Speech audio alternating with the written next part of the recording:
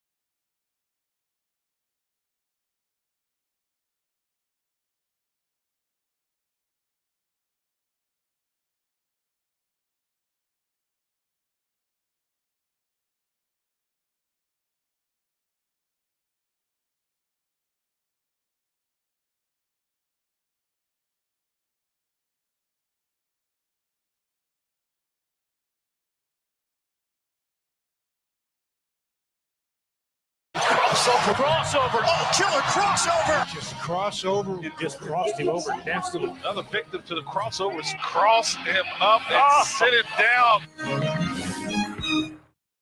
Time for the crossover. We have John and Ravi today. Hi, guys. Hello. How's it going? What's up, Hap? Trying to lower this chair. Yeah, I like to sit a little high. You Sorry. kind of Fine. No, it's fine. It's just you kind of have to wiggle them down a little yeah, bit. you do. Yeah. Yeah. You got to shake that booty. Because when you go when it's on the higher setting, it actually pops down a little bit when you sit on it, or maybe it just does that for me because I'm fat. But like I don't, it goes a little lower. So I don't know. I found the right height for it. Yeah, I used to be a ride it high guy, but now I like to have my feet on the ground. I do too. I like to be low. I'm gonna change mine here as soon as we're done with the crossover. Well, you could do it now. You want me to? Theoretically. Yeah, someone who used to sit on that side, RIP, would literally have that thing touching the top of the desk. That was a really smooth ride down. That was a smooth There ride was zero down. wiggle there. Yeah. That was nice. It was a very smooth ride down. Say what you want. We got some good chairs here.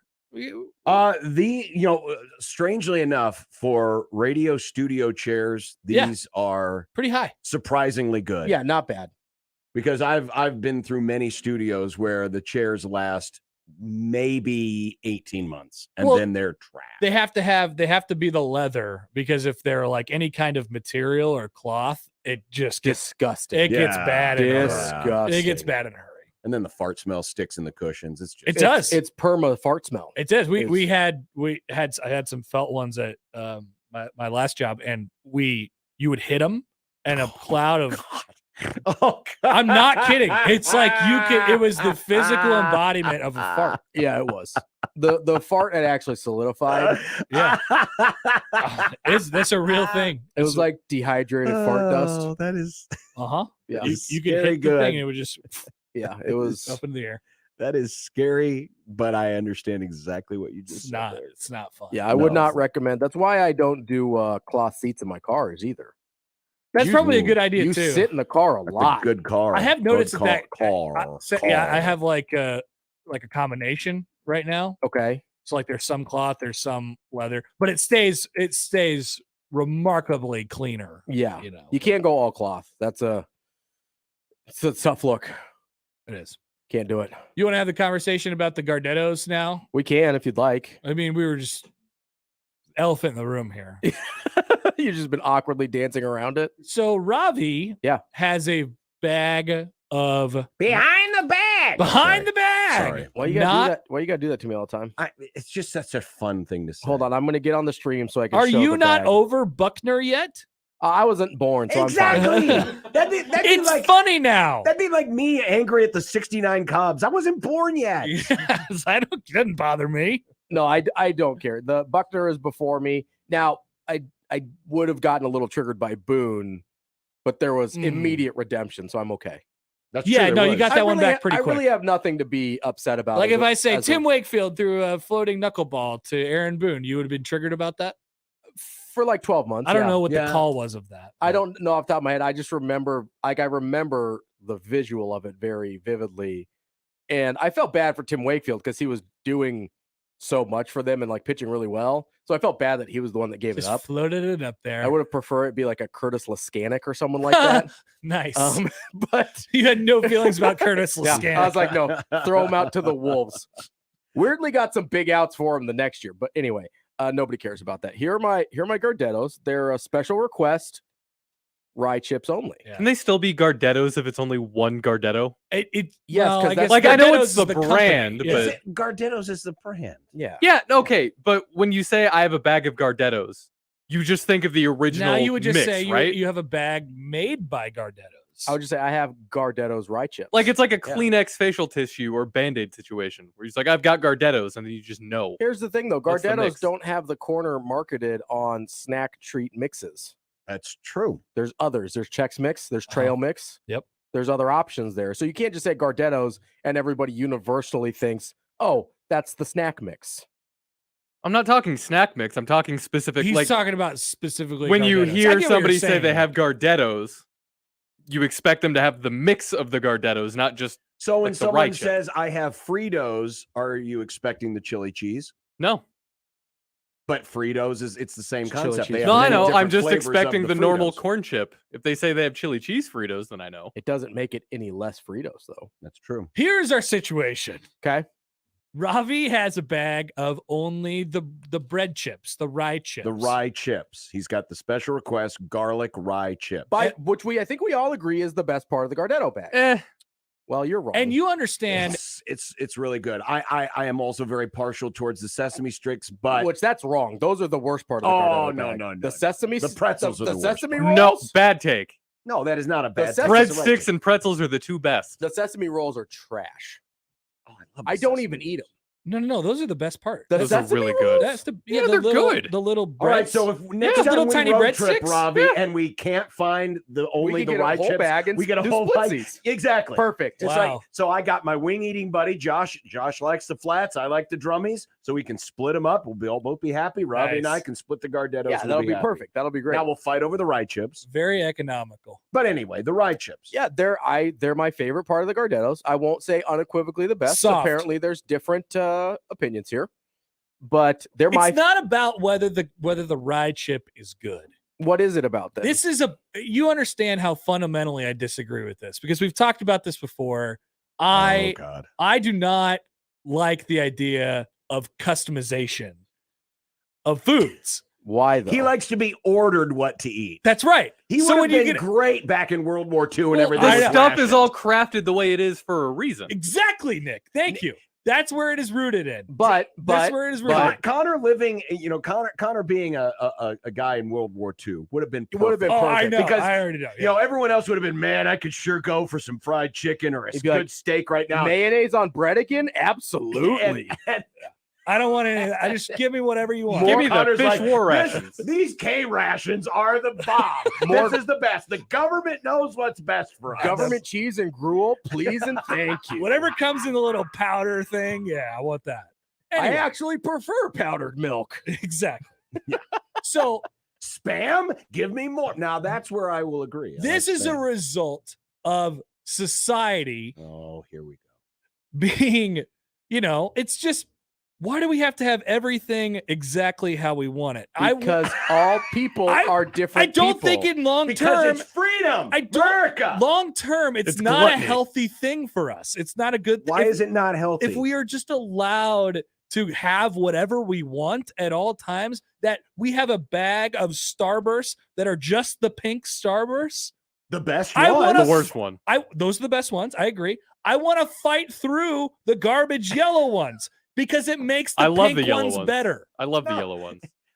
So I think we just learned that Connor only appreciates the good things if he has to suffer for them. No, Connor appreciates the Yeah, I like a little struggle. He suffering. wants to feel like he earned the good instead of just giving the good handed to him.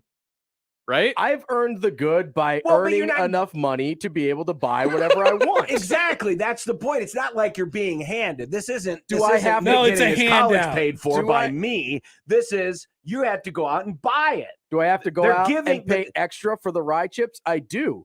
You and do. it's a privilege to do so. Are those more expensive than the regular Gardettos? I actually don't know. I haven't bought a regular bag of Gardettos Okay. in so long. You would think that they are, though. I would assume it's more expensive because you're getting the premium goods right here, That's true. getting the good stuff. I don't understand. Every once in a while, okay, you want to indulge in the bag of only rye chips. That's fine, but I just feel like you lose. Like, doesn't it lose its value when you have only the rye chips? No, it's just Because I like when Does I a eat bag of Lay's lose its value Right because chip you inflation. have nothing but Lay's but in Lay's doesn't come in a mix. It doesn't. I don't get Lay's in a mix ever. Like I was just saying to Nick, the what did I just say? The party mix or whatever. Yeah. With it's got Doritos, it's got Sun Munchies. Chips, it's got Munchies, it's got the Cheetos, and it's got pretzels. yeah. And I like the Doritos and the Sun Chips the best. Sure. Those are the best things in there, but they're made better by the fact that there are the pretzels and the Cheetos in there. That's not true. You know what I'd rather do? Just eat a bag of Doritos or Sun Chips. there. Mm-hmm. Yeah, But but I'm I not- like having the pretzels in there too. Yeah. If I want Now- pretzels, I will just buy pretzels. And the Now the Cheetos. difference is No, all but of you need those the products mixture. in the Munchies all came out separately. Yes, That's true. That's Right. all. That's probably Gardettos a was bad introduced to us. As a As collective. As As a mix. mix Okay, so Chex originally. Mix is the better comparison. Yes. So basically, Yeah. what you're saying is you're fine with Ringo because it was the Beatles. But if you just have the Ringo, it's not any good. He's out The on Beatles wouldn't have been the Beatles if Ringo wasn't in it. Absolutely. That's a great yes. That's- Ringo yes. sucks. okay. Ringo you're sucks. How was also- Ringo's but you're- solo But career? you're also I out beg- on Lennon and McCartney and, And George Harrison. Harrison. individually, yes. which that's a Many- tougher take. Now, many have said Paul McCartney was horrible by himself. Well, he wasn't by himself. He had his wife with him, and And his- she was the bad one. and his apparently. wings. And his wing. Wings is good though. I was gonna say I think a lot of people would argue against that. Yeah, I point. wouldn't take They're- it that they're far. happy. I wouldn't take it that far. Yeah, I mean, listen, I like what I like, and so I'm not going to sift through the garbage in a snack bag to get the things that I like.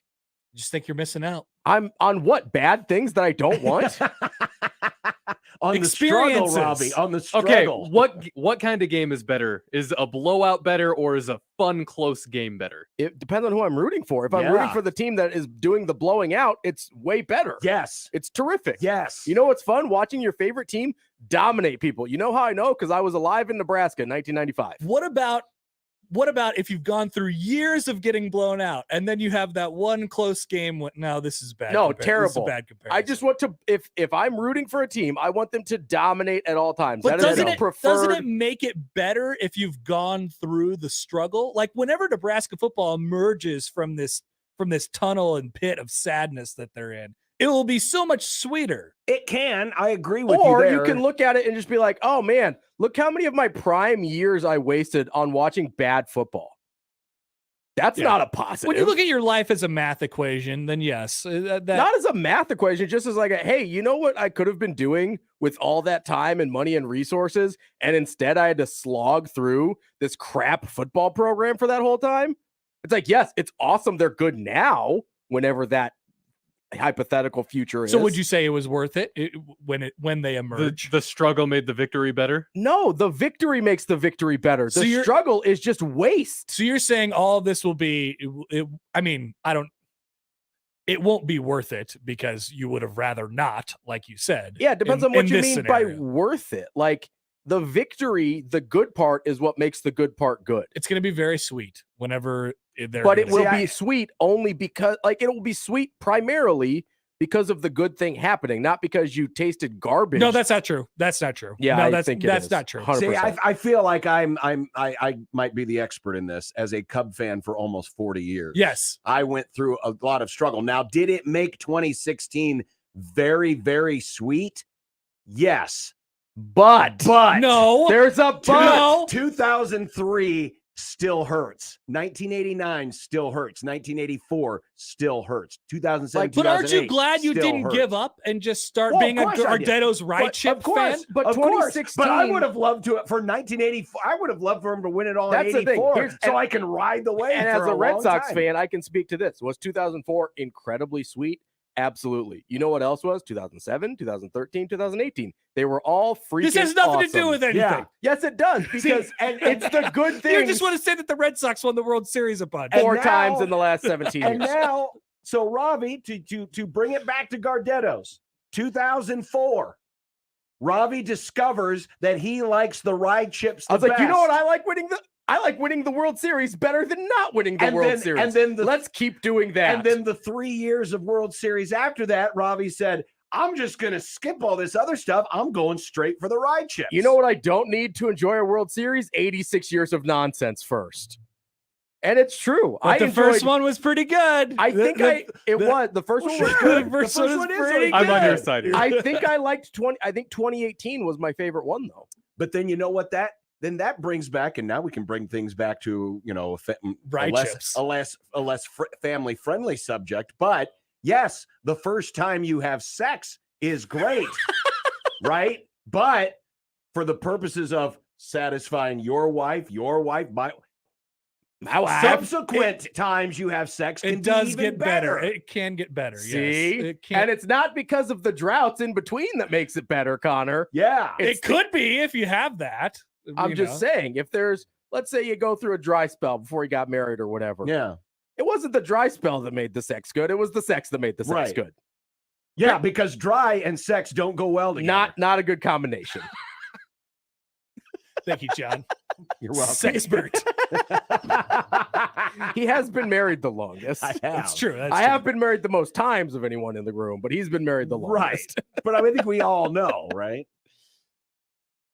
See? Yeah, you don't have an answer for that one. He does No, not. I don't. I just think we got off the rails a little bit here. You know, We were just talking about bread snacks. What, Ravi and I and you getting off the rails? See, That never Happer happens. starts losing an argument. He's like, oh, we're off the rails. We're off we're the not talking rails. about what we were originally talking about. Back to the core of the issue: the Rye Chips If I find and society. if I find something I like, I'm going to buy the thing I like. I'm not going Yeah. to suffer through lesser products in order to have some mythical added enjoyment of getting the product I like later. Now, it's. I will say that this theory that I have is like I get it. It's not That you're not weird? airtight, and It's I'm not weird. good. You're weird. It's not a airtight. good theory. But I do like to stick to it as much as I can because then I get to try and experience things that could be better. Like, what if there is this other Gardetto that comes into play, this other piece of the Gardetto, and you would have never got to experience it because you are stuck to the Rye Chips. Well, this entire here's time. where you're having a logical fallacy here. Is that I only eat Gardetto Rye Chips. Well, yeah, I eat that other is my snacks. theory. I eat other snacks. No, okay, but I'm talking about the Gardetto in the world of the Gardettos. Sure. Let's just say The cartoon. they're In the Gardetto universe. The They have Gardetto- Oompa Loompas in it's this like place. the MCU, but it's Gardettos. Yes, So obviously. there's a new thing that has come into the Gardetto mix. The Rye Chips are Iron You Man, but will go have ahead. never tried it because you are only eating the Rye Chips. Well, that's not necessarily true. Here's the other thing. One, you underestimate how much I keep up on my snack news, which is a lot. So if there were something like, hey, we're introducing a new element, I would try it because I like trying new things. Okay. Food-wise, okay. at least. Okay. Well, And that's then, good. Then and that's then fine. Ravi might like that, and then pretty Yeah, soon and he's I'd be out- like, He's only eating that. buying And the I'd be new- like, Gardettos, give me Rye Chips and the new thing exclusively. And that would probably they be a thing probably available would, for you to buy Because customization is good for the economy. for the economy. That is But bad, Bad for for society. It's only bad if you refuse to try other things. That's Okay. where you're at. That's where I want to be. I want to stay I can there. I can agree Yes. with that. If there's new things that I'll be like, hey, this is like combos. I like combos, the snack, Yeah, yeah. right? Yeah. They came out with a Parmesan garlic combo. Now, normally I'm a pepperoni pizza guy, I enjoy my pepperoni pizza combo. Mm. They came out with the garlic parmesan. I was like, you know what? That sounds pretty good. Let's Well, give I'm it a happy go. with that. That's a good decision. Guess what? I'm glad you tried it. Garlic it's better. parmesan is now my go-to. Yes. But if they came out with a different one, and I was like, that sounds good, I would give it a go as well. I'm open to new snacks. Okay, that's good. I needed to hear that. Yeah. Like I would say, Fruit Loop Pop-Tarts, off the charts. Whew. Change your life. Off the pop charts. Change your life. I'm just pretending like that didn't happen. It still did. See, but it's because I tried. Listen, I've been disappointed by many a variation of specialty Pop-Tart flavors. I just bought Snickerdoodle the other day. Terrible. It's not even frosted. What are we doing here? But you're glad you tried. Snickerdoodles are No, frosted. I'm glad. I'm not glad I tried the Snickerdoodle because it's very disappointing, and I'm going to end up throwing Well, away I'm most glad of the you package. tried. Yeah, And I'm then- glad you tried it but too, because now I you will know. continue You trying had to try that to get to the to Fruit get to Loops the one. Fruit Loops. Yes. That's it. That's Now only my point. go-to is brown sugar cinnamon or cherry, but I tried the special varieties. But the difference is they don't sell Pop-Tarts in a variety pack. they No, have they some. If you get a big Yeah, they box, do. If you get a big They box, got the right. blueberry, Yeah. cherry, and strawberry. Yeah, but it like there's not like Gardetto's where there's 5 or 6 different things in every box of Pop-Tarts. Sure, you're underestimating the amount of Pop-Tarts I buy, though. So I do buy the He has so many the- snacks. the Costco pack. Okay. So you do get a variety. Okay. Yeah. I was just thinking a box of From the Pop-Tarts. man who brought you eating pepperonis. Which you are on board Which with. and I'm Listen. glad that I was open to trying See, new things. you have to trust my snack ability because Yeah. I'm pretty good at it. I'm pretty good at snacking, Connor. Big snack guy. I like where you've landed. I like the rye chips. That's fine. They're I'm- terrific. Yeah. but I just don't want you to miss out. I won't listen if they But he's come already tried the Gardettos with all of the other if stuff. they in come it. out with new and exciting Gardetto variations, I'll be the first one. There's in line. there's so many different types of bread out there, Robbie. They can make Gardettos out of anything. And if they do, I'll be interested. I think they've got like different flavors. They've got like an Italian variety that's a little more like Parmesan. Like I'll try all of them, and I'll go with whatever one I like the best. That's what I do. I'm very open minded. Okay. About snacks. All right. Well, that's a good place to be. Then I'm glad we landed on some common ground. We found common America! ground. Again. It's a melting pot of snacks. Well, just elect us all to There's one thing Congress, this we'll country fix can do. everything. All right. There you go. That was a crossover. Happy New Year. Happy New Year. Yes. Robbie deserves at least one Happy New Year. I think he's got a crossover. few in there. I think I've got a couple under You my probably belt. do, but just Yeah. in case, we'll add another one to the fire. There we go. All right, let's get a program started. It's another Victory Monday. Hey-o. Crazy stuff on 1620 The Zone.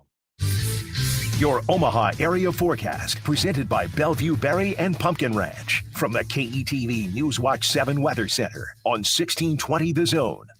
Warming up nicely after a cool start Monday. Expect sunny skies throughout the day. A little breezy at times with south winds gusting around 15 to 20 miles per hour. Highs around 80. I'm meteorologist Sean Everson from KETV Newswatch 7. 1620 The Zone's Unsportsmanlike Conduct, brought to you by a great friend of the program, Union Bank and Trust. Dust. It's in the living room, the bedroom, and the bathroom. It's also in your lungs. Let's fix that, shall we? Duck Defense Midwest offers a comprehensive system that cleans, disinfects, filters, and purifies the air. They'll make your home healthier and improve the life of your HVAC system. So improve the health of your home and everyone in it. Go to cleanairradio.com right now for a special air duct cleaning offer for Zone listeners. cleanairradio.com. Introducing the Planet Fitness Guide to getting that post-workout glow. Step 1, what's your why? More epic energy, better sleep, blow off steam? Step 2, join Planet Fitness for $1 down, $10 a month, cancel anytime, and get moving. Go cardio crazy in our clean and spacious clubs, or get down with some dumbbells and strength equipment. Step 3, bask in that post-workout glow. Join Planet Fitness today for $1 down, $10 a month, cancel anytime. Deal ends Friday, October 14th. It's glow time. See club for details. Prescription products require an online consultation with a healthcare provider who will determine if a prescription is appropriate. Restrictions apply. See website for full details and important safety information. Subscription required. Refund available for 60 days after purchase. Guys, want an effective, affordable way to get ED medication 100% online? Whether you're looking for Viagra or Cialis, or generic medications as effective as Viagra but 90% cheaper, you can find it all through HIMS. HIMS is your go-to for doctor-trusted treatments to help you treat ED. Get ED treatment for as low as $3 per use and save up to $1,000 per month with generic for Viagra versus the brand name at 4hims.com/radio. If prescribed, your medication will be shipped to your door in discreet packaging. Do it all online. No in-person appointments. Get hard results with Hims or your money back. Go to forhims.com/radio to get your first visit free. That's forhims.com/radio to get started free. forhims.com/radio. West Omaha, you're in for a treat. Cops is now open at 180th and Center. Famous for their pizza and wings, but with their new location comes an extensive new menu that includes salmon, certified Angus beef fillets, ribeyes, New York strips, several pasta dishes, salads, and an extensive variety of shareable appetizers. Dine in, carry out, or delivery. Now open at Shadow Lake Town Center and 180th and Center. Click copspizza.com to see the menu. Pizza, steaks, pasta, salads, and so much more. Employee onboarding? Automated. Customer support? Automated. What if you could automate all your company's routine operation tasks and do it easily? Lead management? Automated. With Zapier, you can. Zapier is the leader in no-code automation. Connect over 5,000 apps, automate almost any workflow, and streamline your team's performance without hiring a developer and with no coding required. That's right. Zapier's templates make it simple for you to automate anything in minutes, no matter your level of expertise. Zapier eliminates routine tasks and frees your employees to focus on the bigger picture. And with Zapier's advanced security features and annual SOC 2 audits, your data is safe and secure. See why thousands of companies, including Slack, Salesforce, and HubSpot, trust Zapier to automate their businesses. Even complex tasks? Automated with Zapier. Try Zapier for free today at zapier.com/radio. That's zapier.com/radio. Zapier.com/radio. Finding great candidates to hire can be like, well, trying to find a needle in a haystack. Sure, you can post your job to some job board, but then all you can do is hope the right person comes along, which is why you should try ZipRecruiter for free at ziprecruiter.com/radio. ZipRecruiter doesn't depend on candidates finding you. It finds them for you. Its powerful technology identifies people with the right experience and actively invites them to apply to your job. You get qualified candidates fast. So while other companies might deliver a lot of hay, ZipRecruiter finds you what you're looking for. The needle in the haystack. See why 4 out of 5 employers who post a job on ZipRecruiter get a quality candidate within the first day. ZipRecruiter, the smartest way to hire. And right now, you can try ZipRecruiter for free. That's right, free at ziprecruiter.com/radio. That's ziprecruiter.com/radio. ziprecruiter.com/radio. This edition of Unsportsmanlike Conduct on 1620 The Zone is proudly presented by Union Bank and Trust. The program starts now. KOCN. Unsportsmanlike Conduct on 1620 The Zone. Husker Athletics, Creighton, and yes, UNO. Don't miss a moment, they'll give you your fix. They're on every day from 2 until 6. Spend your afternoons with John, Josh, and Nick.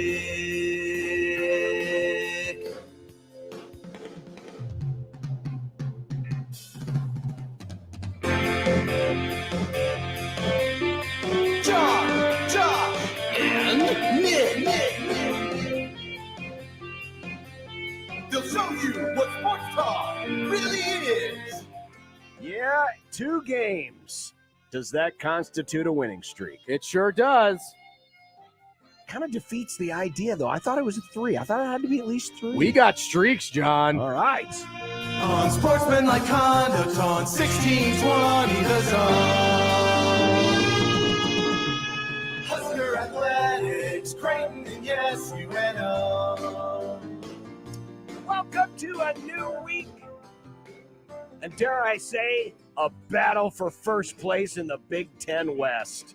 Let's go. I mean, we're gonna be smack dab in the middle of October by the time the game gets here.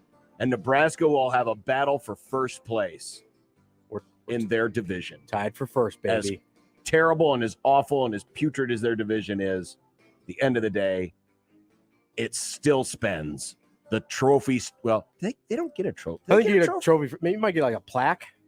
I don't think you got. They used to give away trophies Firm for handshake? the Big 12 North. I remember that because the one that Bill Callahan won used to sit very prominently in the lobby of the West Stadium, which I always thought was weird when you consider, hey, this school's won 5 national championships. Maybe we make the national championship trophies more prominent and the Big Ten North plaque less prominent. It was an actual trophy. Was it a real? Yeah, it was kind of big too. I just imagine and this is not to take any importance away from state championship, but a lot of times they're like just the plaque that you get for Nebraska state championships. Like when you win a district or something. Yeah, like that's kind of how I imagine the Big Ten West trophy. Just like, here's a plaque. Congratulations. Well, this year that probably should be. You get be what the Big Ten West champion. You get a fast food gift card for a gift. Well, actually, gift certificate for you don't even get the card.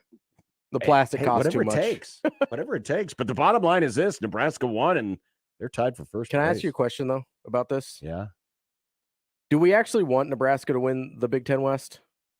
Is this a Mickey conversation? No, it's not. Okay. This is you would have to play Ohio State conversation. Sure, but you'd have a division title for the first time since 2012. Let's play it out though, okay? Okay. So let's say you are 7-5.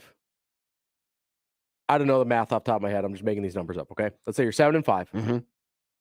You finish one game back in the division. Mm-hmm. Say you lose to Minnesota. They go on and win the West, and they go and play Ohio State. Would you rather be 7-5, have a really good second half of the season? Mm-hmm. This probably doesn't make or eliminate Mickey as a candidate, so not a factor there. Okay. And you go into a bowl game against a more similarly matched opponent. Maybe a nice pinstripe bowl. Little Caesars, Idaho potato, one of my faves. I'm all in for all of them. Sure. Okay. So you'll probably end up in a cold weather bowl because that's kind of where they put in middling Big Ten teams. Yeah. That's fine. Yeah. Would you feel better about that scenario? Okay. Than if you go 8-4 and then lose like 56-3 to Ohio State and Indianapolis? So you end up 8-5. You end up going to basically the same type of bowl game you would have gone before. Does the West Division title take away having to sit through 3 hours of just getting smoked by Ohio State? Because that's what would happen, right? Like, let's not be delusional here. Ohio State is unbelievable. For the argument's sake, we'll say that that's what's going to happen. Yeah, sure.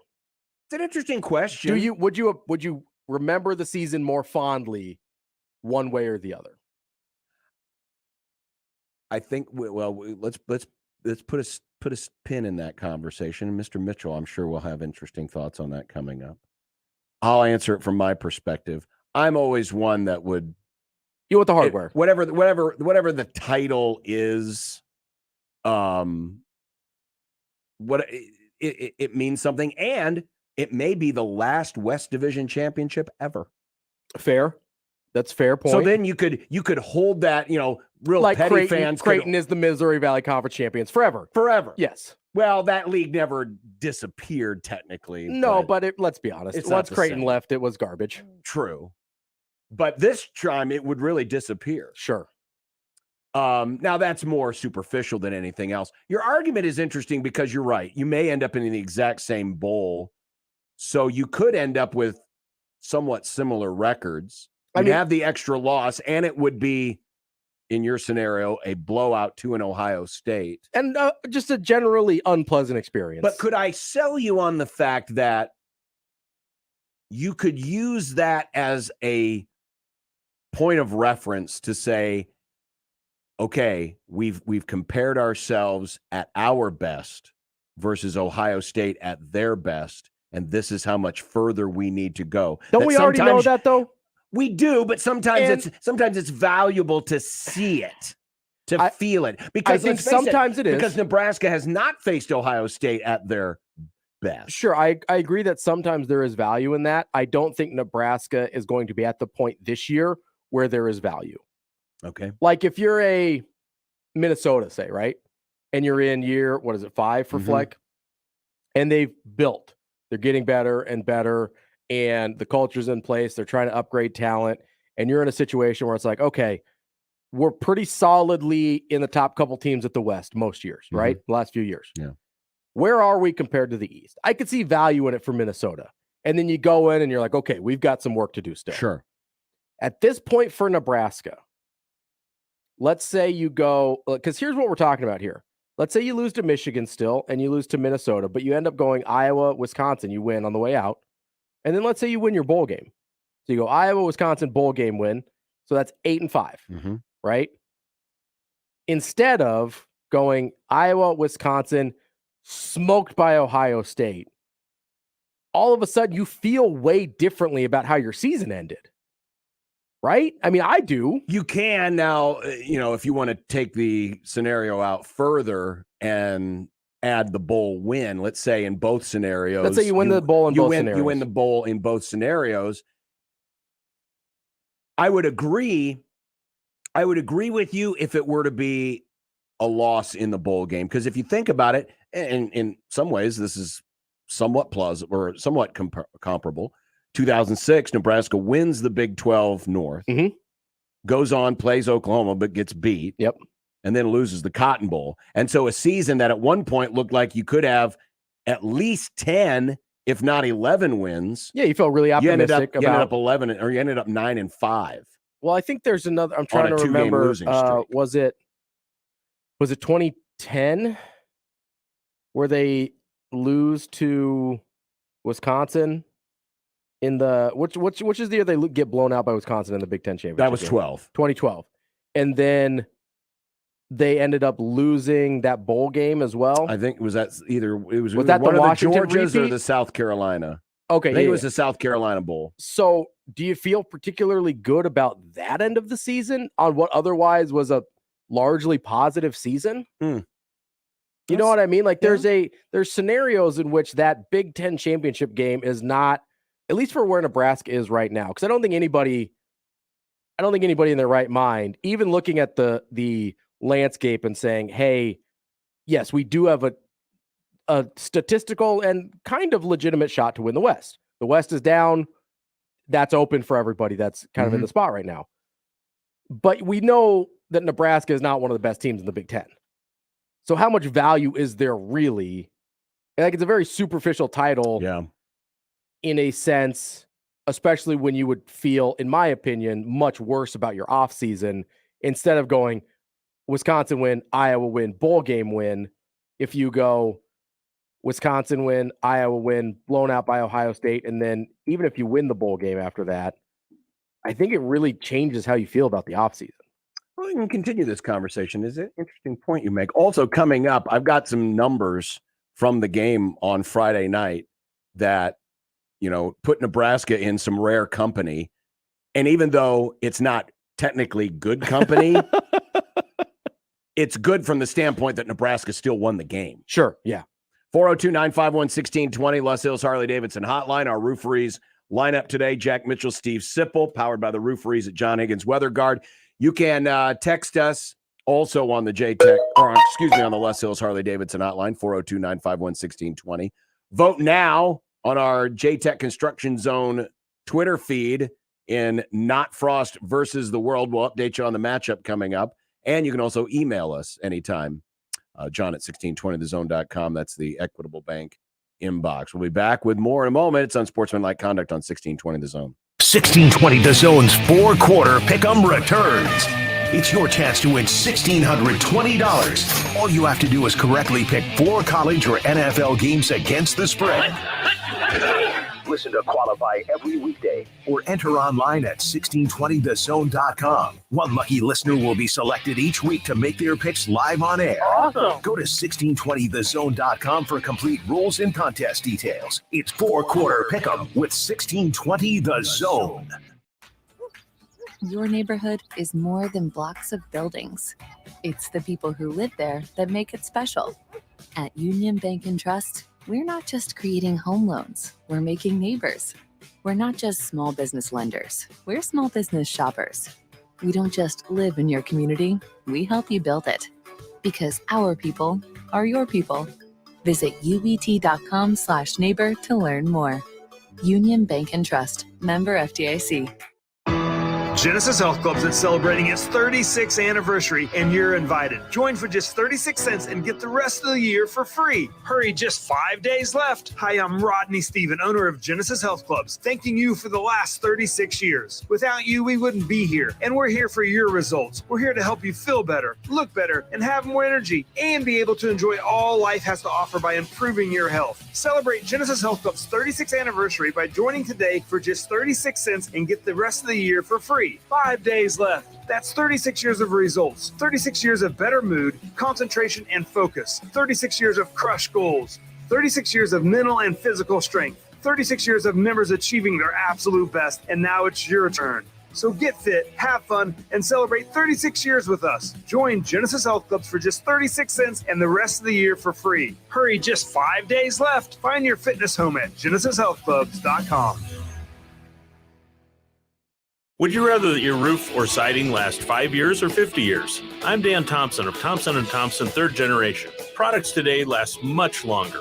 Gone are the days of just tear shingles off, nail shingles on. Whether it's impact resistant, high wind tolerance, or in the case of EuroShield hail-proof rubber shingles, you can have great designer looks and durability. At Thompson & Thompson 3rd Generation, we don't just give you an estimate, we educate you and give you options. So you decide, 5 or 50. Click Thompson 3rd today and start enjoying your new roof or siding.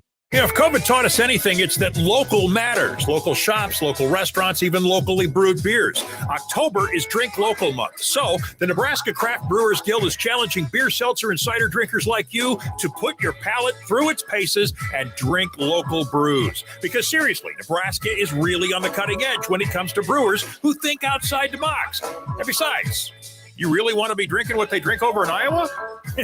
Didn't think so. Click drinklocalnebraska.com. This view was worth a hike. Right? And it's a good way to stay on top of my health. Yes, I'm Cologuard, a prescription colon cancer screening option for people 45 plus at average risk. Have you screened for colon cancer? Not yet. Don't wait. It's more treatable when caught in early stages. Tell me more. Cologuard is non-invasive and it's used at home. It detects altered DNA in your stool to find 92% of colon cancers. 92%? Yep, even those in early stages. This was seen in a clinical study with patients 50 and older. Any positive result should be followed by a diagnostic colonoscopy. False positive and negative results may occur. Cologuard is not a replacement for colonoscopy in high-risk patients. Do not use if you have had adenomas, have inflammatory bowel disease and certain hereditary syndromes, or a personal or family history of colon cancer. Most insured patients pay $0. Ask your provider or an online prescriber if Cologuard is right for you, or visit Cologuard.com. I'm in. This is Scott Schultz from Host Coffee. 2022 marks our 50th year and business has never been better. We are rapidly growing and adding new customers, which means we need new route drivers and service technicians. We have new jobs for those new to the industry with little or no experience, and new careers that require knowledge in the coffee and vending world. There's a good chance we have just what you need in a new job. Host Coffee offers competitive pay and understands the work-life balance. Apply today at hostcoffee.net/careers and join our team. I always wanted to learn Spanish, but I never thought I'd have the time. Then I discovered Babbel. Babbel's lessons are fun. They only take like 10 or 15 minutes, and in 3 weeks, presto, you're speaking another language. Like magic. I love that Babbel's lessons aren't just robots talking. They're voiced by native speakers, so you get the pronunciation just right. And they're designed by real language teachers, so you learn how to have real-world conversations, things you'll actually use. 3 weeks. It's incredible. After 3 weeks, I'm on vacation in Paris, having a conversation in French. There's all kinds of ways to learn. Use Babbel's podcasts or games or videos. You can even join live classes with a language teacher. If you want to learn a language, there's no faster, easier, better way than Babbel. Babbel. Babbel. Babbel. Évidemment. Go to Babbel.com to try for free. That's Babbel.com. Babbel.com. This is Unsportsmanlike Conduct. Unsportsmanlike Conduct. The 1620, The Zone. Well, poor Bert got a tough draw. But this is an all-star week, ladies and gentlemen, in Not Frost versus the World. I mean, we have got some 5-star matchups. But Dave Aranda today is laying the smackdown on Brett Bielema. 80.5% for old Dave. Dave Aranda, head coach, Baylor. Brett Bielema, a.k.a. Brett Bielman, head coach, Illinois. Yeah, Brett, by any name, Brett Bielema, Brett Bielman, Bert Bielema, doesn't matter. He's getting smoked. He's out of here. I'm not surprised by the public popularity of Dave Aranda there. I'm not sure that's the right answer. It's a tough draw. It's too bad that Brett didn't draw a better matchup because Aranda is wildly popular. Very popular. And as you can see, if you're watching along in the stream, we've got the bracket up. The winner of this, Dave Aranda, will go on to face Kyle Whittingham. Meanwhile, tomorrow, we finish up the Power 5 Guys Regional with the top seed, Luke Fickle, against the winner of the Fair and Fringe, Sam Pittman. Interesting. Then on Wednesday, in our up-and-comers regional, Kalani Sataki, who I know is one of your favorites. One of my personal favorites. Will take on Chris Peterson, currently on the Fox family of networks. Thursday. Oh, look, it's Matt Rule, fresh off his firing at Carolina, taking on Lane Kiffin. What is that? That's going to be an interesting matchup. If you people choose Rule over Kiffin, I'm going to riot. Friend of the station. Lane And Kiffin. on Friday, Urban Meyer versus Mike Leach. I mean, I know Urban's going to win that one, but I think Leach is going to give him a run. I love Mike And by Leach. a run, I mean he might finish within 20 points. I was going to say might crack 40%. I hope maybe. So. I hope he does. I love Mike Leach. So we've got an all-star lineup this week in Not Frost versus the World. I mentioned I have some stats for you. I like stats. I have some stats for you from the game on Saturday. Friday. Right. Friday. It's Friday. Got to get down on Friday. We'll get to those coming up because I just realized I didn't upload them into the computer. Oh, no. But that gives us time to take a quick break and then bring in Jack. Yeah, we can talk to our friend Because I Jack. think Jack would like to see these stats. Jack is a big stats guy. And I think I would be curious to hear what his answer is to your question about if Nebraska can finish 7-5, but they don't win the division, but you avoid the blowout of Ohio State. Which would very likely occur. Right. For the purposes of this scenario versus Nebraska winning the division, getting blown out by Ohio State. Yeah. Which scenario? And does is the better? bowl game result matter? That's into how you feel about each of those situations. All right. Well, we'll tackle that and a lot more coming up. Also, we have yet to qualify someone for four-quarter pick'em. This week, did we get the name of the winner from last week, the qualifier? I think the morning show had that one this week. No, but do we know who the person is? Nobody's told me anything. We need to find out who the person is. I want to congratulate them personally for having a shot at picking this Thursday. But our next pick'em for next week, we're qualifying this week. Nice. Listen for the cue to call, and if you can pick 4 games successfully against the spread, college or pro, games of your choice, you win $1,620. Plus, there are additional ways to be qualified online at 1620thezone.com.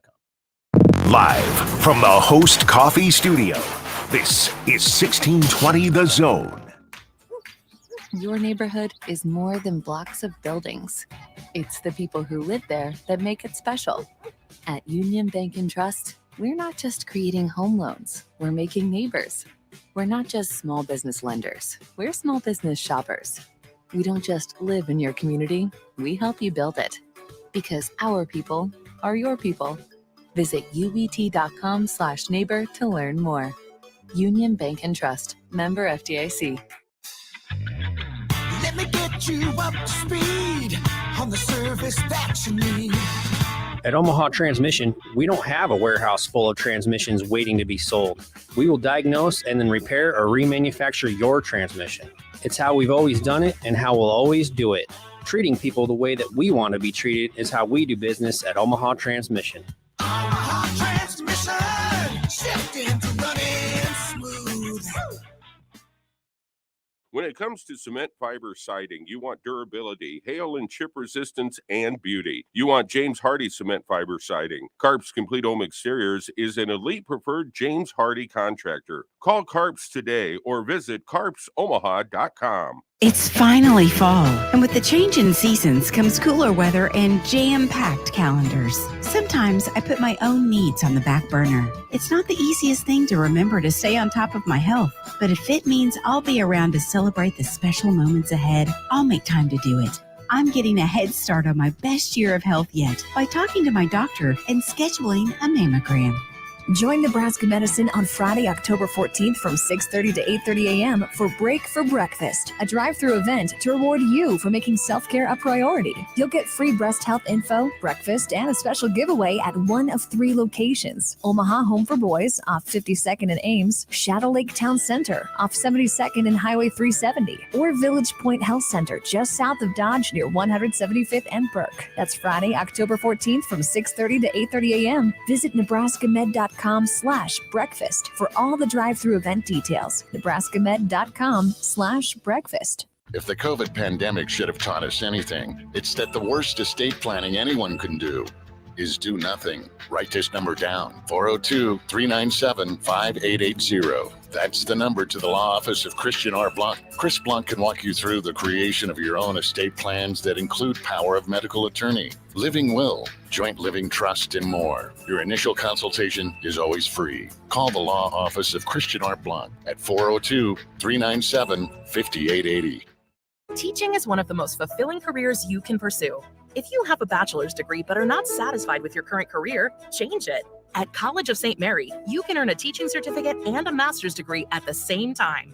We make it easy to balance your work and home life with classes online and on Saturdays. In just a few short months, you could start a teaching career that will make a difference in the lives of children and their families. Our MAP program is inclusive and open to everyone.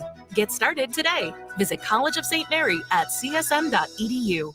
Hey friends, Kent Pavelka here, back with John Higgins and the rooferees at the Weather Guard showroom. I imagine there are a lot of people out there with really bad roofs waiting for the magic moment. When's the magic moment? Depends on what type of roof you have.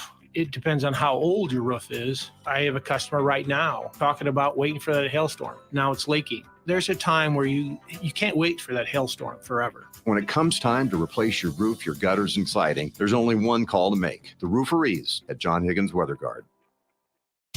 Don't miss this week's Zone Deal. This week's deal is from Scary Acres and includes 2 super combo passes to get you into all 3 attractions for just $28. Scary Acres is the ultimate haunted attraction, featuring the House on the Hill, Master's Castle, and the Haunted Woods. Scary Acres is located on 172nd and Giles. Pay just $28 for 2 super combo passes. This Friday at 9 a.m.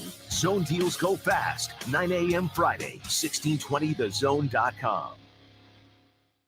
Let's face it, credit cards are pretty much a necessity. New tires for the car? Here's my card. I order takeout, use my card. And most of us just accept the high interest rates credit cards charge as a necessary evil. What are you going to do?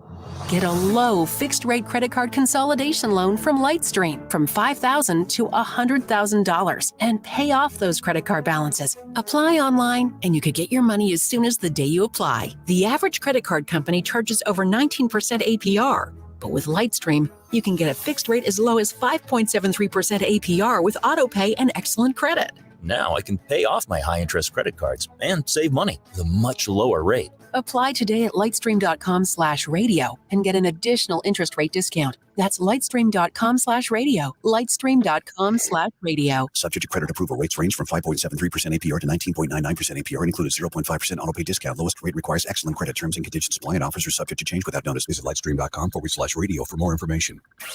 Shop Woodhouse Place Hyundai and Nissan, 144th and Giles.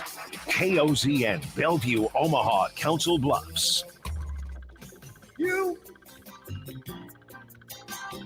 wearing ratty jackets from Stephen Barry's,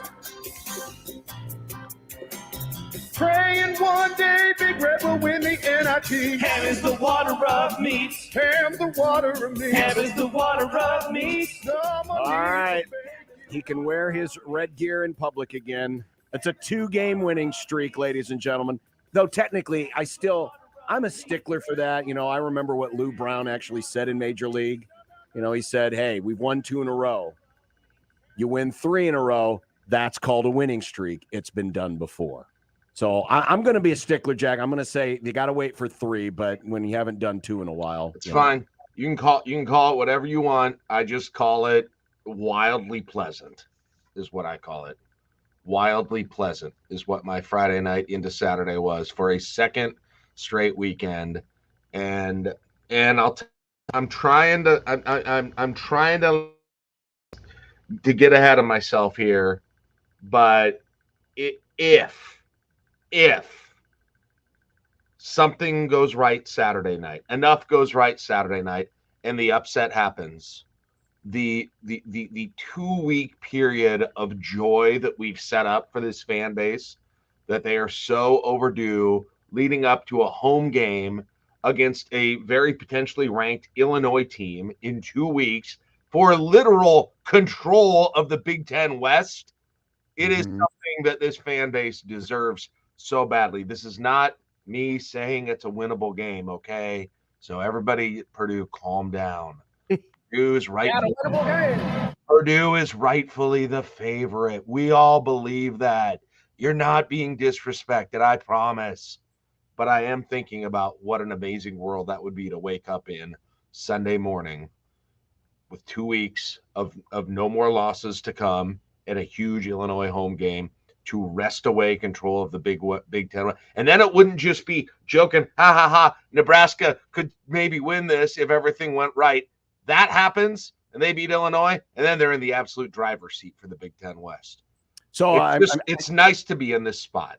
I take it you are going to be rooting. Well, this is probably a dumb question because they're playing Mr. Row the Boat, but you're rooting like hell for Illinois so that scenario would truly be in place in a couple of weeks. Well, yeah, I probably. I mean, yeah, that's probably what I would want. Although I suppose I could go through and figure out the implications of who wins and what would be more beneficial for the standings, which I haven't done yet. But yeah, just on print. I mean, Nebraska plays them both, so right. Yeah, I think I'd prefer that. I'd prefer that Nebraska coming off the 2-week break to have Illinois be a ranked team and Nebraska, coming in again as the plucky underdog. It'd be amazing. Yeah. So yes, I'll say yes. I hope Illinois beats Row the Boat. All right, Jack, since you brought up West Division titles, I'm going to ask the question, okay? Mm-hmm. I made an argument to John earlier, or I guess I just asked him. I wasn't making an argument necessarily, but right. Would you be more satisfied with how the season went if Nebraska went, let's say 8-4? I haven't done the math yet. Went 8-4, won the West, and goes and gets blown out by Ohio State and Indianapolis by, let's say, 56-3. Okay, right. Just completely dominated. Or let's say they go 7-5, finish one game back in the West, still go to a bowl game, probably the same bowl game they would go to after losing to Ohio State. Everything is the same, except you don't have to go get, you don't have to go get dominated by Ohio State. Which of those scenarios do you feel better about at the end of the season? It's a fair question. I mean, it is. I've thought about it a little bit, Ravi, and I think I still lean toward just winning something, just having some kind of a. Just what'd you say, John? The plaque. You want the plaque. Whatever you get for the West, you want just, the thing. I mean, just the bragging rights of that, honestly, to me, are still worth something. But I very much understand what you're saying, and that would likely be the case the way Ohio State is looking right now. That's likely the case for anybody that they're going to play in Indianapolis, frankly. Right? Yeah. At this point, so it's a fair question, but let's also be honest. That's two really good choices as well. So I mean, that would. Either of those, I think everybody is going to be pretty ecstatic. And either of those probably puts Mickey Joseph in a really good spot to be very seriously considered to stay on if he so chooses, if he wants to. By the way, they do get a trophy. I just looked it up. There is a Big Ten West trophy? There is a Big Ten West and East trophy. They kind of look similar to the NCAA trophy where it's like a... Yeah. It doesn't have a cool football guy on top, but it looks like a wood plank. Ravi is somebody who I feel like leads the charge of the war of words between other schools in Nebraska. Bragging rights is a currency that's been rare to actually have, and Fair. I think enough. There's actually there would be something for me at least that would be something that I would enjoy. you're right. I don't know what it does to the end of the season when you get blown out by Ohio State. I mean, you can ask Iowa. They did it last year. They went and got absolutely destroyed by Michigan. I don't know how they felt about that, but I think that's the gift that keeps on giving beyond this season and into the future to be able to have that. So I would take that, but I think it's a very fair question. The fact that Nebraska has played as they have under Mickey Joseph, what is that an indication of? Versus where they were prior to Mickey Joseph? That's a good question. That's a good question. I have to think about that one a little bit. I think I think that it has something to do. Number one, I think number one, it's got something to do with a level of calm in the face of conflict, of problems, of issues that is there now that wasn't there in the past. And that can be present in a lot of places. That can be present in the way that strategy is handled on the coaching end of it. That can be present in the way that coaches talk to their players, the demeanor that they're showing in this whole thing. That can be present in the press conference after the game, and that can be present in the way that players actually play. And yeah, probably part of that does come from Mickey Joseph having a different style, maybe Bill Busch having a different style than Eric Chinander.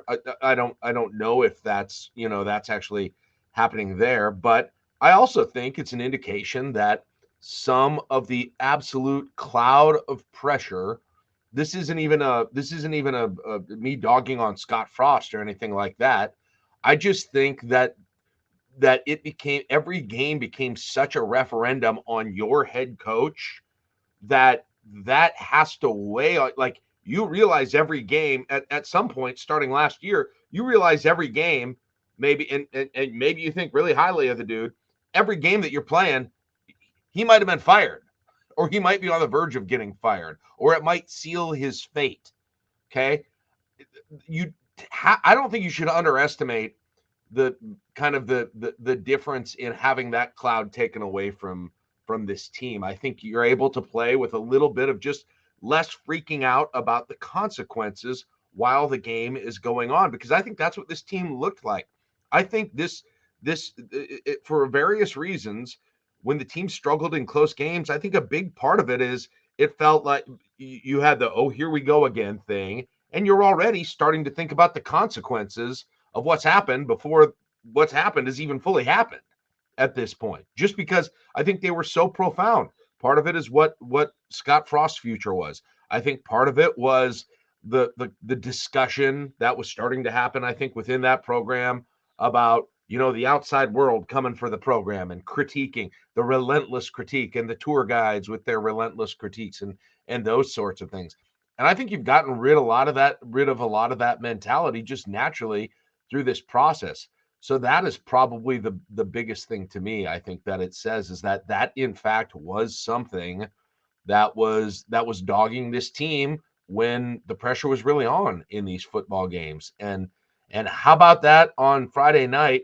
Rutgers did so many things that I've seen Nebraska do in those close games. It was uncanny.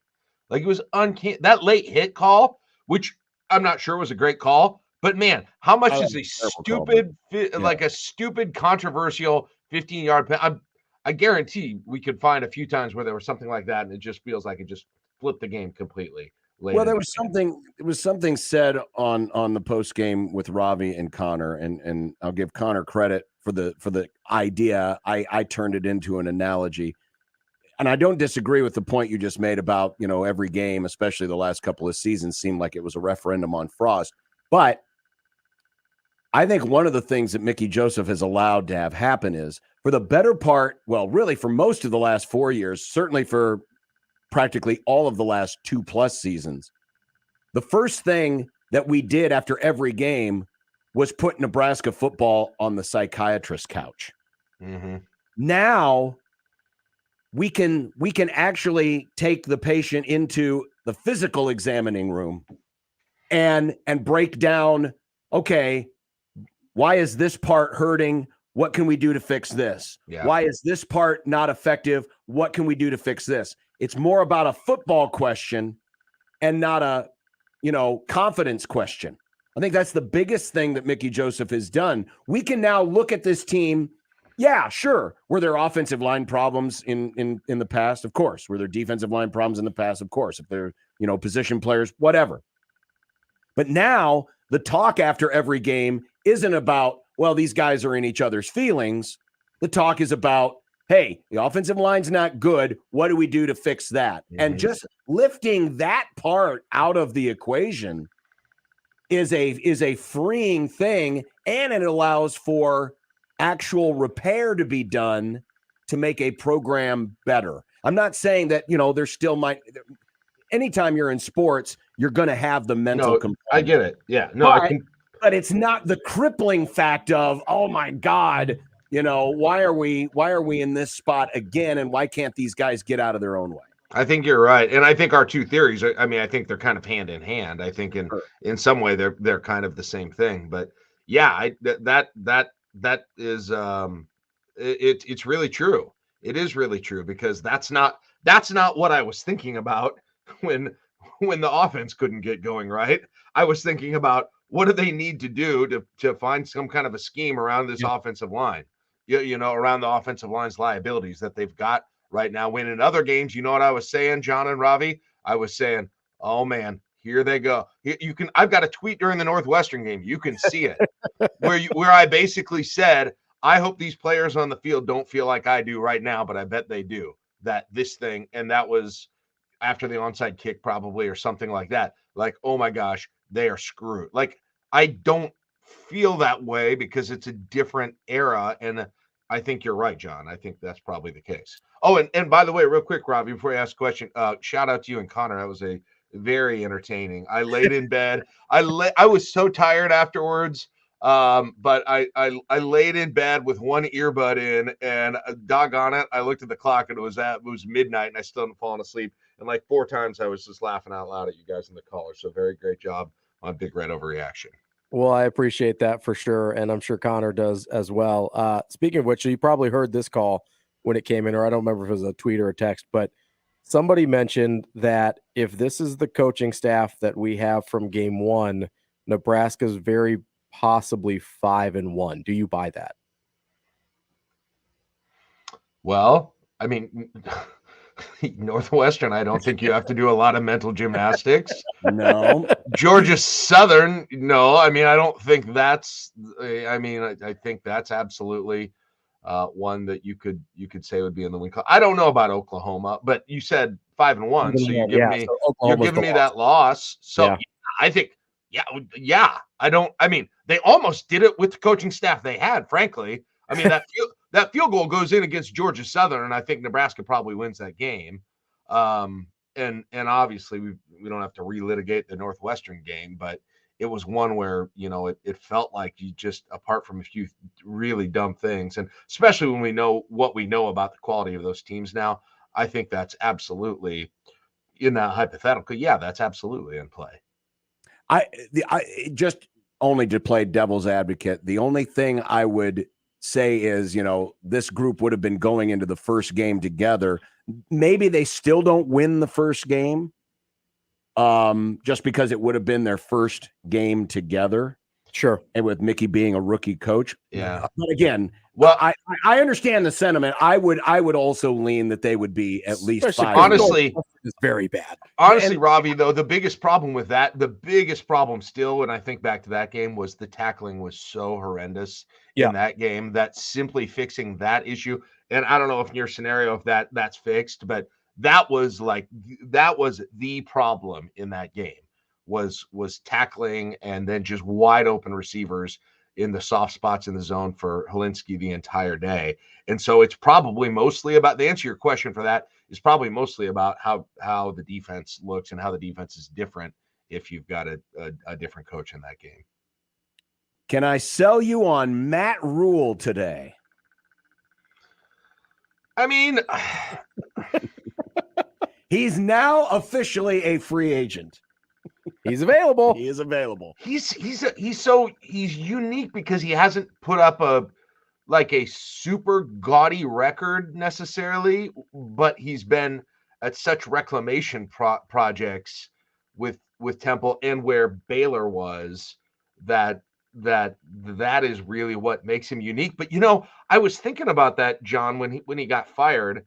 On my Friday Husker Tailgate show, we went through and made these metrics where we've had, and I wish I had them pulled up right now, like just the overall like resume evaluator based on numbers and getting wins in Power 5 schools. And Rule actually wasn't that high on that list, but you actually wonder, like, tell me if you think this is a dumb thing to think, because it might be, but it's like, it almost feels, and it's been 2 wins, but it almost feels like I'm thinking less that you need someone in to come into like an emergency situation now than you did before, than you did 2 weeks ago, and be the medic that comes into the emergency situation and restores things. Well, yeah, I don't know. Can 2 weeks change that need? Right. Yeah. But I would caution that the toughest part of the schedule is still to come. Sure. Which is why, again, with Mickey, I'm more than willing to discuss Mickey's true candidacy for this job, but ask me in November when they've actually faced some better competition. Because let's face it, I mean, if we want to, and I'm not going to right now because it throws cold water on a fire that hasn't burned for a long time, but you can put a lot of cold water on these 2 wins based on the quality of the 2 teams that they beat. But, let's see what they do this week. I mean, Purdue's going to be a very unique challenge. Illinois, Minnesota, Michigan, maybe Wisconsin has turned some things around, and we all know Iowa just gives Nebraska fits no matter what the hell the records are. So I wouldn't. I still think that there's a lot of significant triage that needs to take place. That's what you get, Matt. If you're looking at Matt Rule, that's why you get him, right? I mean, that's why you go for him, because that's what he's done well at. But like, the crazy thing is, like, what his record at Baylor was, and I get it what he was coming into, but it was 19-20. His record was 19-20 at Baylor. Right, but they just had a horrendous first season. That was literally coming off the heels of the. That's true. He ended up 11-3 in the last one, and then they went 11-3. 1-11. That's true. That kind of hurts Rule is he's never been at one place long enough to really entrench himself. Because there was an argument being made on Twitter today. Well, have you seen his record against ranked teams? My counter would be, well, he wasn't at some of these schools long enough to really find out if he could maintain that level of success and always be in the conversation. But as a guy that can come in and get you turned around, he's the quick turnaround guy. He's the 3-year turnaround guy is what he is. Yeah. He did the same thing at Temple and Baylor, and yeah. So for that reason, if you think that's the place that you're in, then maybe. But I also think Nebraska is a little bit of a different turnaround job than.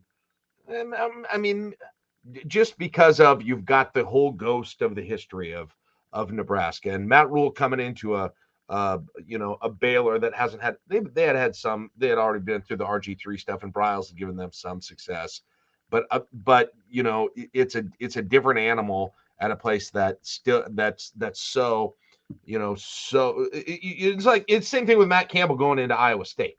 It's just a different rebuild than rebuilding a place like Nebraska, which is more like Bob Stoops coming into Oklahoma and doing what he did there. Jack, would you rather just, we're middle of October. At this point, would you rather see a quick fix guy like a Matt Rule, one of those quick turnaround guys, or somebody that has shown the ability to sustain success somewhere, kind of, let's say, for 5, 6, 7 years, rather than, because I mean that's the concern about Rule, right? Is it's been 3 or 4 years and he's out. Yeah, I'm interested. I remain interested, assuming that Mickey doesn't do so well that you have to hire him. I am still very interested in somebody that has shown some level of sustained success at the Power 5 level. And when I went through my little metric to figure these out, I mean, if you have guys, Urban Meyer's obviously at the top of that list. I don't know. I'm not advocating for Urban Meyer here, but the Gundys, the Shaws, the Whittinghams, they're all up there. And so finding somebody that's actually done that is a little bit difficult here with the names that we've got. Like, I mean, that's an argument probably, frankly, guys, for Matt Campbell still at this point. Maybe, you know, that's an argument for Lane Kiffin is what it is. I mean, Lane Kiffin's 80-41 in Power 5. That didn't even count last week. 81-41 as a Power 5 head coach.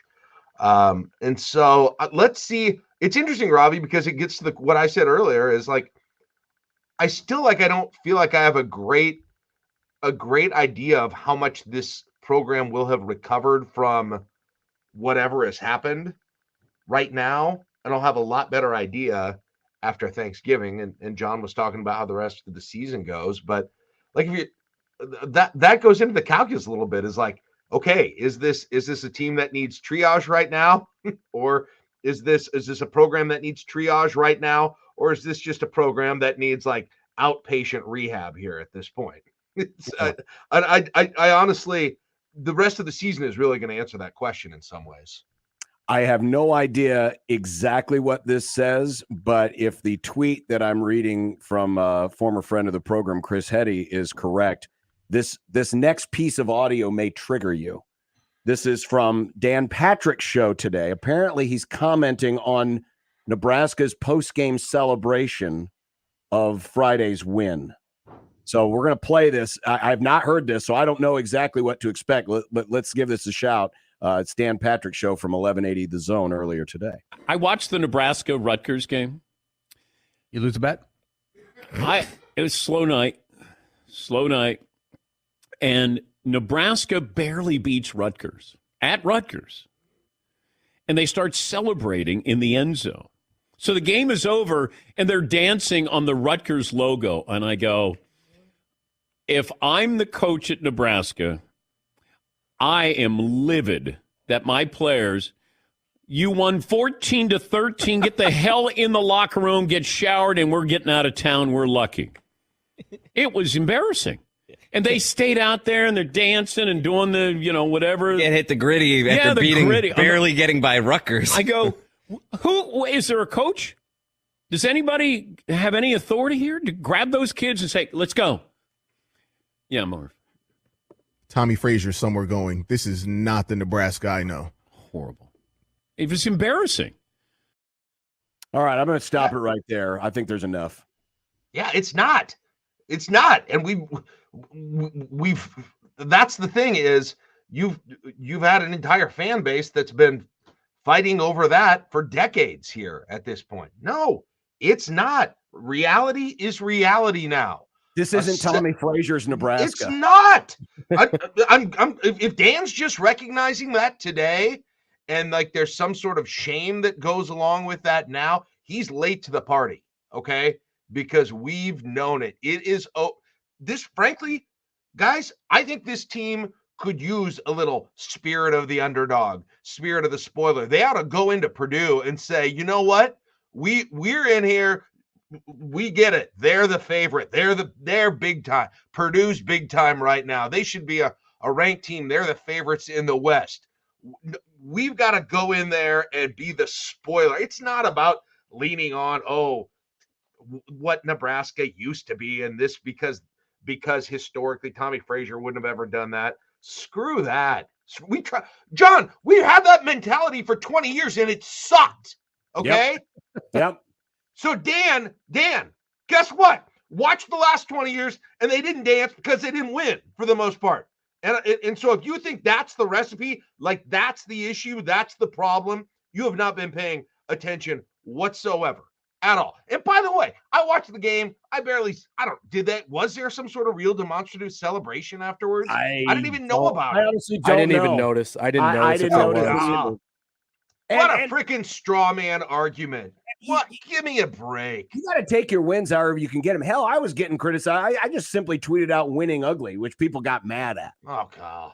And I'm like, it's true, but it's winning. The key word is it's winning. You better celebrate the wins that you have because goodness knows they have been few and far between around these parts. It is absolutely time to embrace the reality of the program right now. That doesn't mean giving up any trophies from the past, but it is time to embrace and understand where the program is now, because that's been a mistake, frankly, over and over and over and over again over the last 2 decades. I agree. And so if that means that you're going to have a little dancing in a Rutgers end zone after a victory, so be it.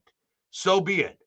But if that means they play differently, I think they've got to get rid of that mentality, to be honest. I completely disagree. Let's be honest. The reality of the situation was 2 weeks ago, Nebraska was staring down the barrel of a 1-11 season. Yep.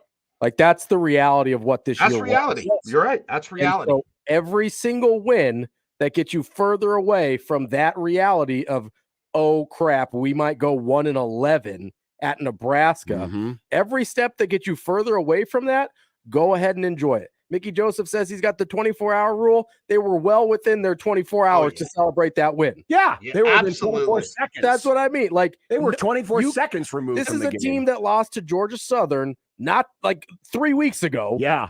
You don't get to be choosy about your wins anymore. No, you don't. Right. No, I couldn't disagree more with Dan Patrick. Again, he's looking at it from you're Nebraska. No. Yeah, you're Nebraska. You got the same name, the same uniforms, the same stadium, the same fan base. You ain't the same program. We tried it. We tried that. It's like saying the Chicago Bulls shouldn't do that because Michael Jordan wouldn't have done that. Right. Like, well, Michael Jordan's been gone for a while. Right. And I guarantee you go back to the beginning of that run, Michael Jordan was probably celebrating his wins pretty hard. Yeah. When they were first getting going.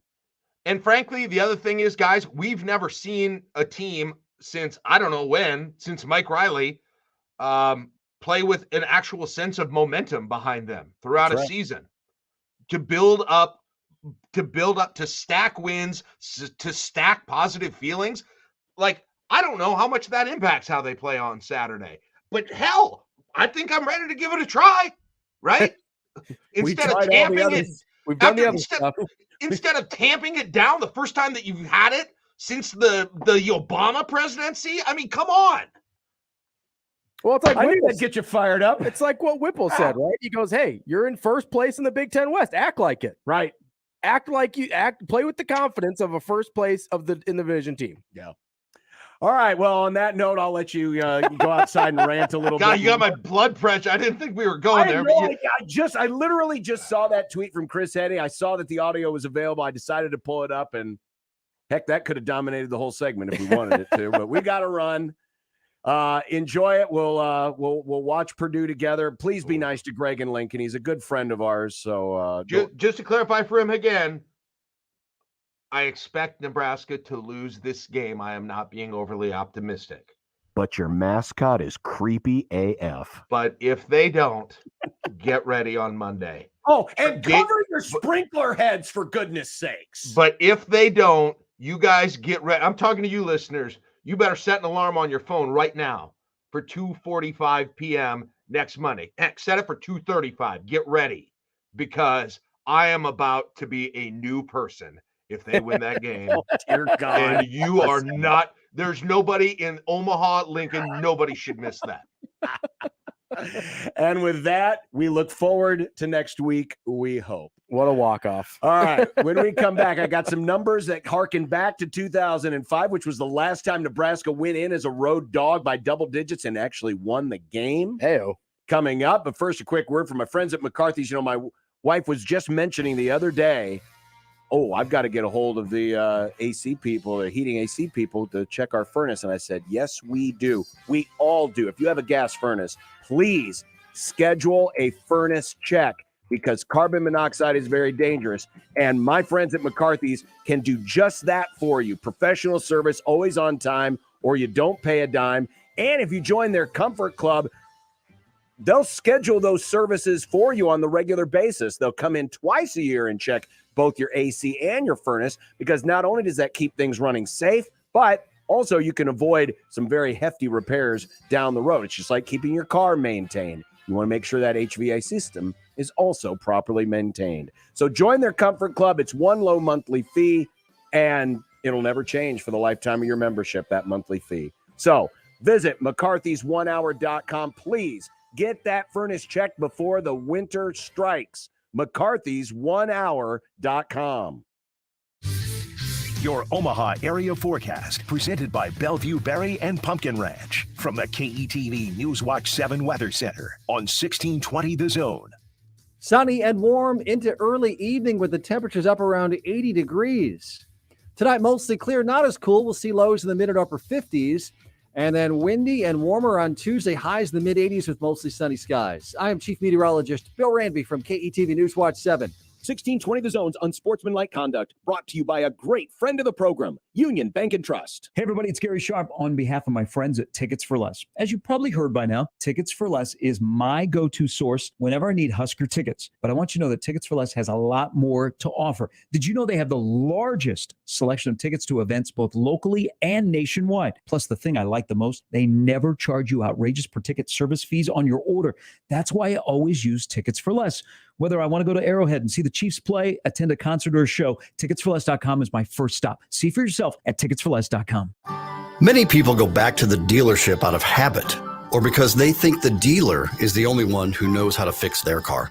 At Omaha Car Care, we offer a better option. We have ASE certified technicians, the technology to service any vehicle, and free loaner cars.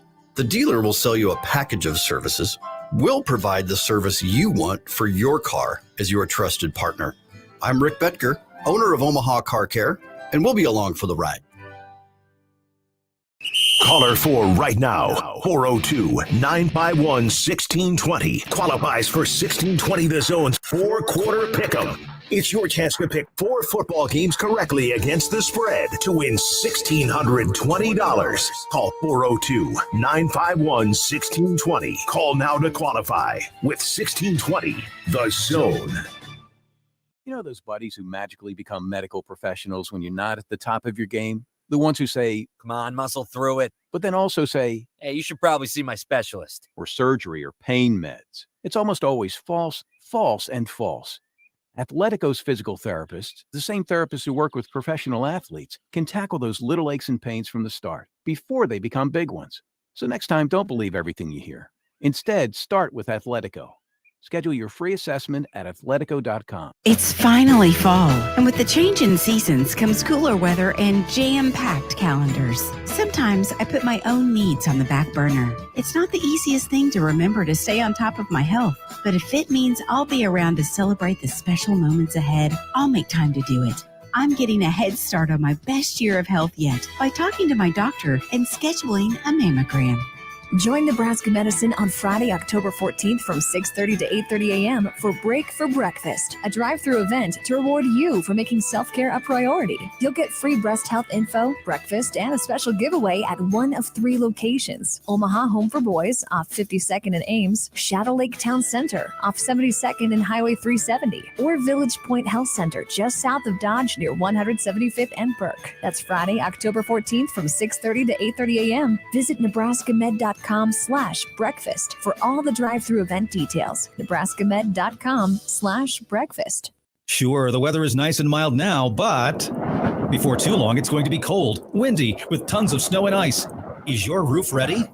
The time to make it ready is now. That's why Complete Industries uses quality products like Scotchgard protected Atlas Pristine shingles. Sturdy, durable, and reliable. So when the storm hits, you'll be more than ready. Complete Industries also works with your insurance. Get a free inspection and estimate on roofs, gutters, siding too. Visit CompleteIndustries.com or call 402-935-0554. Get ready for the scare of a lifetime, because Madness Haunted House is back once again. Seek the thrills and horror at the new location at Pioneer Trail Orchard. Over 2 acres and 30 minutes of quality screams and fear. Madness Haunted House, the haunt that wouldn't die. This is Unsportsmanlike Conduct. Can I get in on this? The 1620 The Zone. All right, I've been promising this, but some numbers that harken back to 2005. It was an anemic offensive performance. Really, the last 2 weeks, save for a couple of big plays, have been rather anemic when it comes to Nebraska's offense. But it's the third straight game where Nebraska has averaged under 5 yards per play. So I went back through my charts. This is the 6th time since 2005 where Nebraska's had a streak of at least 3 games in a row where they have averaged under 5 yards per play. Okay. So far, Nebraska's 2-1. Not terrible. If you're watching along on the 1620 The Zone TV feed, you'll see the records on the screen. Now, the 2005 season was rather unique. That was, of course, first year of Zach Taylor. That was an offense that really struggled. They especially struggled to run the ball. They only averaged 2.7 yards a carry for the entire season. They only averaged 4.4 yards per play the entire season, yet that team ended up winning 9 games. How many? 9. 9. They had 2 different streaks within the same season of at least 3, including 5 in a row where they went under 5 yards a play. But if you look at the records, say for the first streak of 2005 where they went 3-0 against Maine, Wake Forest, and Pitt, Nebraska's generally not had great success when going for under 5 yards per play. So this offense, despite the fact, and I've kind of labeled them the poor man's triplets, they have Casey Thompson, Anthony Grant, Trey Palmer. It's an offense that has really struggled to move the ball. They have now back-to-back wins where they've rushed for under 2.5 yards a carry. The last time they won back-to-back games rushing for under 3 yards a carry, you have to go back to 2005. The last time they did that. Nebraska since 2004 is just 10-32 when they rush for under 3 yards a carry, yet they've won 2 straight now, doing exactly that. So is this a good thing or a bad thing? Well, it's a good thing in that they're finding ways to Yes. win despite the fact that they can't move the ball, and that then switch to page 2 goes back to the defense.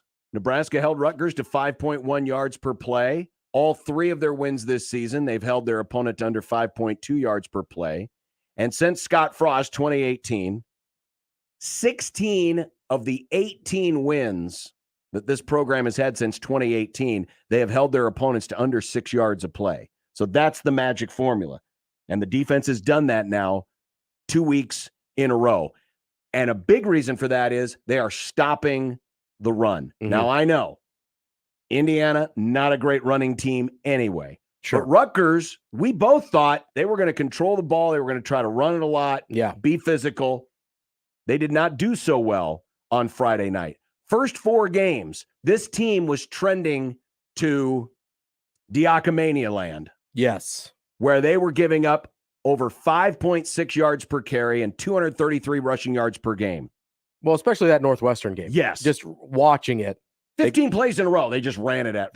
And that's how they won the game. Yeah. They literally ran it from underneath the shadow of their own goalpost and killed enough of the clock that ball game. It was ball game. Last 2 games, though, Nebraska's chopped the number in half. They're averaging less than 3 yards a carry and only 91 yards rushing per game. Now, again, the offenses haven't been great, but the proof is in the numbers. They are doing a masterful job holding teams on the ground. If they can continue to at least hold their own, they're going to give themselves a chance to win. Well, let's be honest here. The first 3 offenses that they played that they were giving up horrifying numbers against aren't that good either. True. It's not like Northwestern has this crazy good offense where, or is that good in general. Same thing with North Dakota. The best offense of the group was probably Georgia Southern, but if you look at what they've done against everybody else, not exactly setting the world on fire. They just lost to Georgia State this weekend, if I saw that correctly. Yes. So, yes, I understand the last 3 teams, especially the last 2 in Indiana and Rutgers, their offensives have not been lighting the world on fire, but it's not like the teams that they were struggling against were incredible offensive juggernauts either. Do you know what Northwestern currently ranks in rushing the football? I would guess very bad. 119th.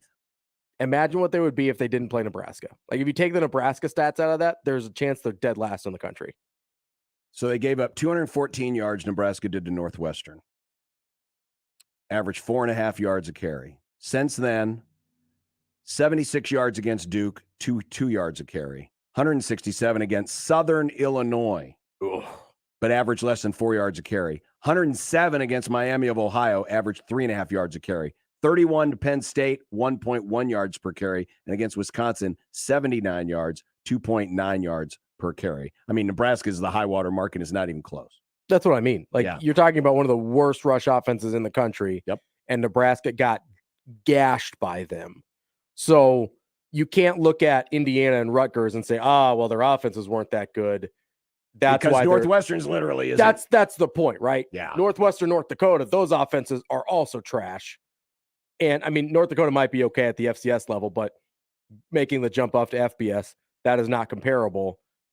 You're looking at the same types of subsets here in terms of Nebraska really struggling against not that good of opponents and then being way better against still not that good of opponents, but it's a fairly level playing field to make a comparison. It is. So we'll see. Can Nebraska make it 4 games in a row and still end up finding a way to win? Yeah, I mean, Purdue is obviously the best offense of the bunch. Yes. And they are running it respectably. Which They're is not a better running team than they were last year. Which is not typical of them, right? No, it's not. They usually are very pass-heavy. Yeah, O'Connell's going to throw it 45 times. But, yes, More they than are, likely. I'll say maybe more. Maybe more. But they are by far the best offense overall Nebraska's seen this year. I mean, I don't know what to do with Oklahoma based on their last 2 outings. I really don't. Because you probably would have put Oklahoma higher in that group as well. They've been pretty hit and miss this year, even before the Nebraska game. So, you're looking at Purdue. This is obviously a step up in competition, both offensively and in general as a football team. As Jack said, between Purdue, Minnesota, and Illinois, those are kind of your 3 favorites in the West right now. So you're going to get a chance to see what this looks like against a team that you're going to be able to need to beat, whether it's this year or moving forward. Like you mentioned measuring sticks with Ohio State earlier. Purdue, to me, is actually a much more useful measuring stick for Nebraska at this point. I agree. More to come. Steve Sipple coming up here in about 15 minutes. Quick message from my friends at Brookside Medical. ED meds do work to help fix erectile dysfunction. Kind of similar to new defensive coordinators and how they can fix Nebraska's run defense. But we can't wait. We can't wait for that pill to kick in. Wouldn't you just rather have it work the way it used to? Well, with the advanced wave technology at Brookside Medical, you can have that without surgery, by the way, because the advanced wave technology, which is non-surgical, that means no stitching, no long recovery periods. It helps restore and regrow blood vessels to help improve blood flow and restore normal erectile function. And you can find out today if Brookside's advanced wave technology works for you by calling 402-671-7777. Make an appointment. Tell them you mentioned this spot on the zone, and you can get a free consultation and blood flow ultrasound. Stop waiting for the pill delivery or the pill to kick in, and stop worrying about side effects. Get a fix with the advanced wave technology at Brookside Medical Clinic. 402-671-7777. Now live on Twitch, YouTube, and 1620thezone.com. Hi, this is Doug Nodgard with Equitable Bank. Great service never goes out of style. When the digital age dawned, many said computers would be able to handle many of the interactions that used to take a person. Boy, were they wrong. How many times have you called your bank and gotten a recording to press 1 or 2? Not at Equitable. Not only does Equitable answer your call in the first ring, it's answered by a human being. That's because Equitable Bank values its customers. Equitable Bank, we take banking personally. Member FDIC. Your vehicle is important. It gets you where you need to go, but it does much more than that. I'm Darcy with Dingman's Collision Center, and at Dingman's, we know your vehicle is an investment and that safety is your priority. To make sure your vehicle is as safe as it was prior to an accident, bring it to Dingman's for proper, safe, and certified repairs. We protect you and your investment. We've been voted Best of Omaha for the past 17 years. At Dingman's, we'd rather be the best than apologize for anything less. Find us at dingmans.com. Sunday morning is all about church, eggs, and the Sunday paper. But right next to church, it's made for hot takes and reactions. Severe reactions. Michael Severe is back on 1620 The Zone with Severe Reaction. Sundays 8 to 10 and doesn't hold back on what went right and what went wrong on Saturday. He'll also take calls from the most important voice of all, yours. Severe Reaction, Sundays from 8 a.m. to 10 a.m. Powered by Equitable Bank. We take banking personally. Only on 1620 The Zone. Want to know what makes 42 Degrees the source for Kratom, CBD, Delta, and a whole lot more that might be helpful with sore muscles, aching joints, and other ailments? Then stop by any 42 Degree location, talk with the most knowledgeable and friendly staff, and see what Kratom, CBD, and Delta can do for you. Want to know more? Then go to our website, 42degrees.com, and see what our customers say about our staff. 42 Degrees, your source for all your needs. Buy your mom's house. Buy your next vehicle your way from anywhere with Woodhouse. Start your journey online at woodhouse.com. Easily shop all new and pre-owned inventory. Explore payment options and apply for financing. Ready to purchase? Schedule your new vehicle for pickup from the dealership or have it delivered to your driveway. Need a little extra help in determining your perfect vehicle? Our knowledgeable and local dealerships can guide you to the vehicle that best matches your needs. Experience car buying your way with Woodhouse, a trusted auto partner since 1975. Follow your imagination to the Bellevue Berry and Pumpkin Ranch. Bring the whole gang and explore for treasure on the pirate shipwreck. See how the West was fun. Pretend you're a superhero as you jump on giant bounce pads. Maybe reserve your own campfire rental where you can roast marshmallows and tell stories. It's all up to you. And of course, go on a hayride and grab your own pumpkin. Priced by the size, not the pound. Follow your imagination at the Bellevue Berry and Pumpkin Ranch. 48th between Cornhusker and Highway 370. More info at BellevueBerryFarm.com. Finding great candidates to hire can be like, well, trying to find a needle in a haystack. Sure, you can post your job to some job board, but then all you can do is hope the right person comes along, which is why you should try ZipRecruiter for free at ZipRecruiter.com/radio. ZipRecruiter doesn't depend on candidates finding you. It finds them for you. Its powerful technology identifies people with the right experience and actively invites them to apply to your job. You get qualified candidates fast. So while other companies might deliver a lot of hay, ZipRecruiter finds you what you're looking for. The needle in the haystack. See why 4 out of 5 employers who post a job on ZipRecruiter get a quality candidate within the first day. ZipRecruiter, the smartest way to hire. And right now, you can try ZipRecruiter for free. That's right, free at ZipRecruiter.com/radio. That's ZipRecruiter.com/radio. ZipRecruiter.com/radio. 1620 The Zone's Unsportsmanlike Conduct is brought to you by Union Bank and Trust. Now back to the program. All right, we have a little more context to the last subject we talked about with Jack Mitchell. If you missed it, Celebration Gate. We had some audio of Dan Patrick from this morning's show criticizing Nebraska's players for celebrating after the Rutgers win. Now, as soon as the game was over, I put on the headphones, turned on Ravi and Connor, and went for my evening walk. So I didn't see anything. Now, the video that we're going to have is, it's shot from one of the sideline people. So it's not from the Fox broadcast. But for those of you watching in the video stream, you're just going to see the video. But for those of you on the radio, we'll kind of just describe what's happening.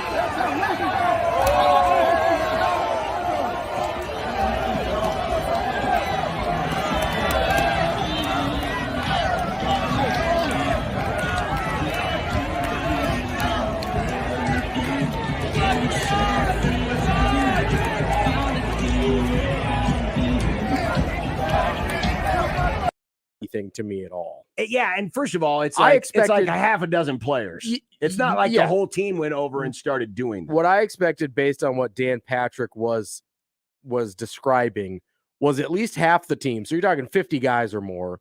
I guess the travel's 85, so 40 or so guys, if not more, were in the end zone, like jumping up and down and dancing and like something more choreographed. One and way more of the team. Yeah.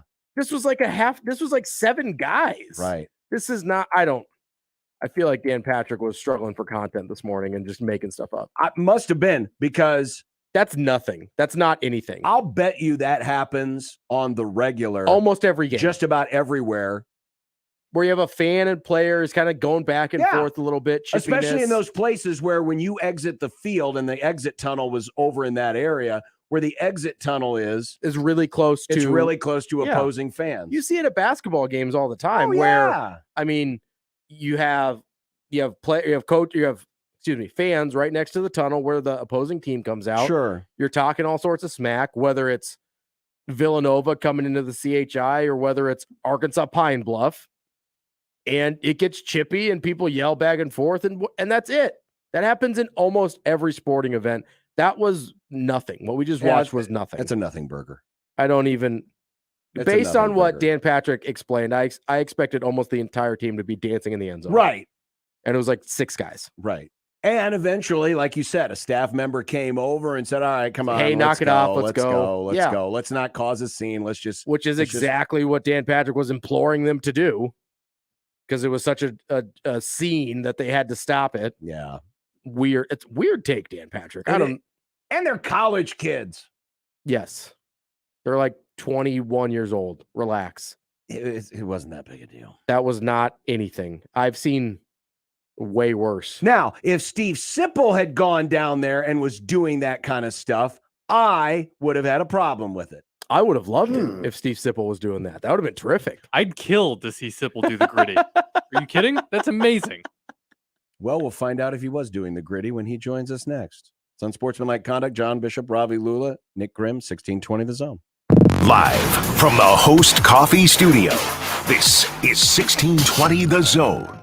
1620 The Zone. Traffic. From the Burton AC Heating, Plumbing, and More Time-Saving Traffic Center. Heads up getting reports of delays for both directions on L Street around 90th. Also delays on Highway 370 for both directions between 144th and I-80. Then if you're north on the JFK, slow going starting at about K Park going to F Street. If you're south on the JFK, delays starting at I-80 going to L Street. Then if you're headed west on Highway 275, delays looking like they're starting at about 175th. I'm Mike Neville. This time-saving traffic is brought to you by Saul's Jewelry and Loan. Don't let high gas prices kill your summer plans. Saul's is the place to beat the summer budget crunch. With cash on the spot loans to help you get out of town, book that flight, or take that epic road trip. Cash on the spot, your summer getaway at Saul's Jewelry and Loan. Your neighborhood is more than blocks of buildings. It's the people who live there that make it special. At Union Bank and Trust, we're not just creating home loans, we're making neighbors. We're not just small business lenders, we're small business shoppers. We don't just live in your community, we help you build it. Because our people are your people. Visit ubt.com/neighbor to learn more. Union Bank and Trust, member FDIC. Kevin Harlan here from Monday Night Football on Westwood One. It's a big AFC West battle to wrap up Week 5 when Patrick Mahomes and the 3-1 Kansas City Chiefs take on Derek Carr and the 1-3 Las Vegas Raiders. Hall of Fame quarterback Kurt Warner and I will bring you all the action from Rockin' Arrowhead in Kansas City. Join us on Monday Night Football. Right here on 1620, The Zone.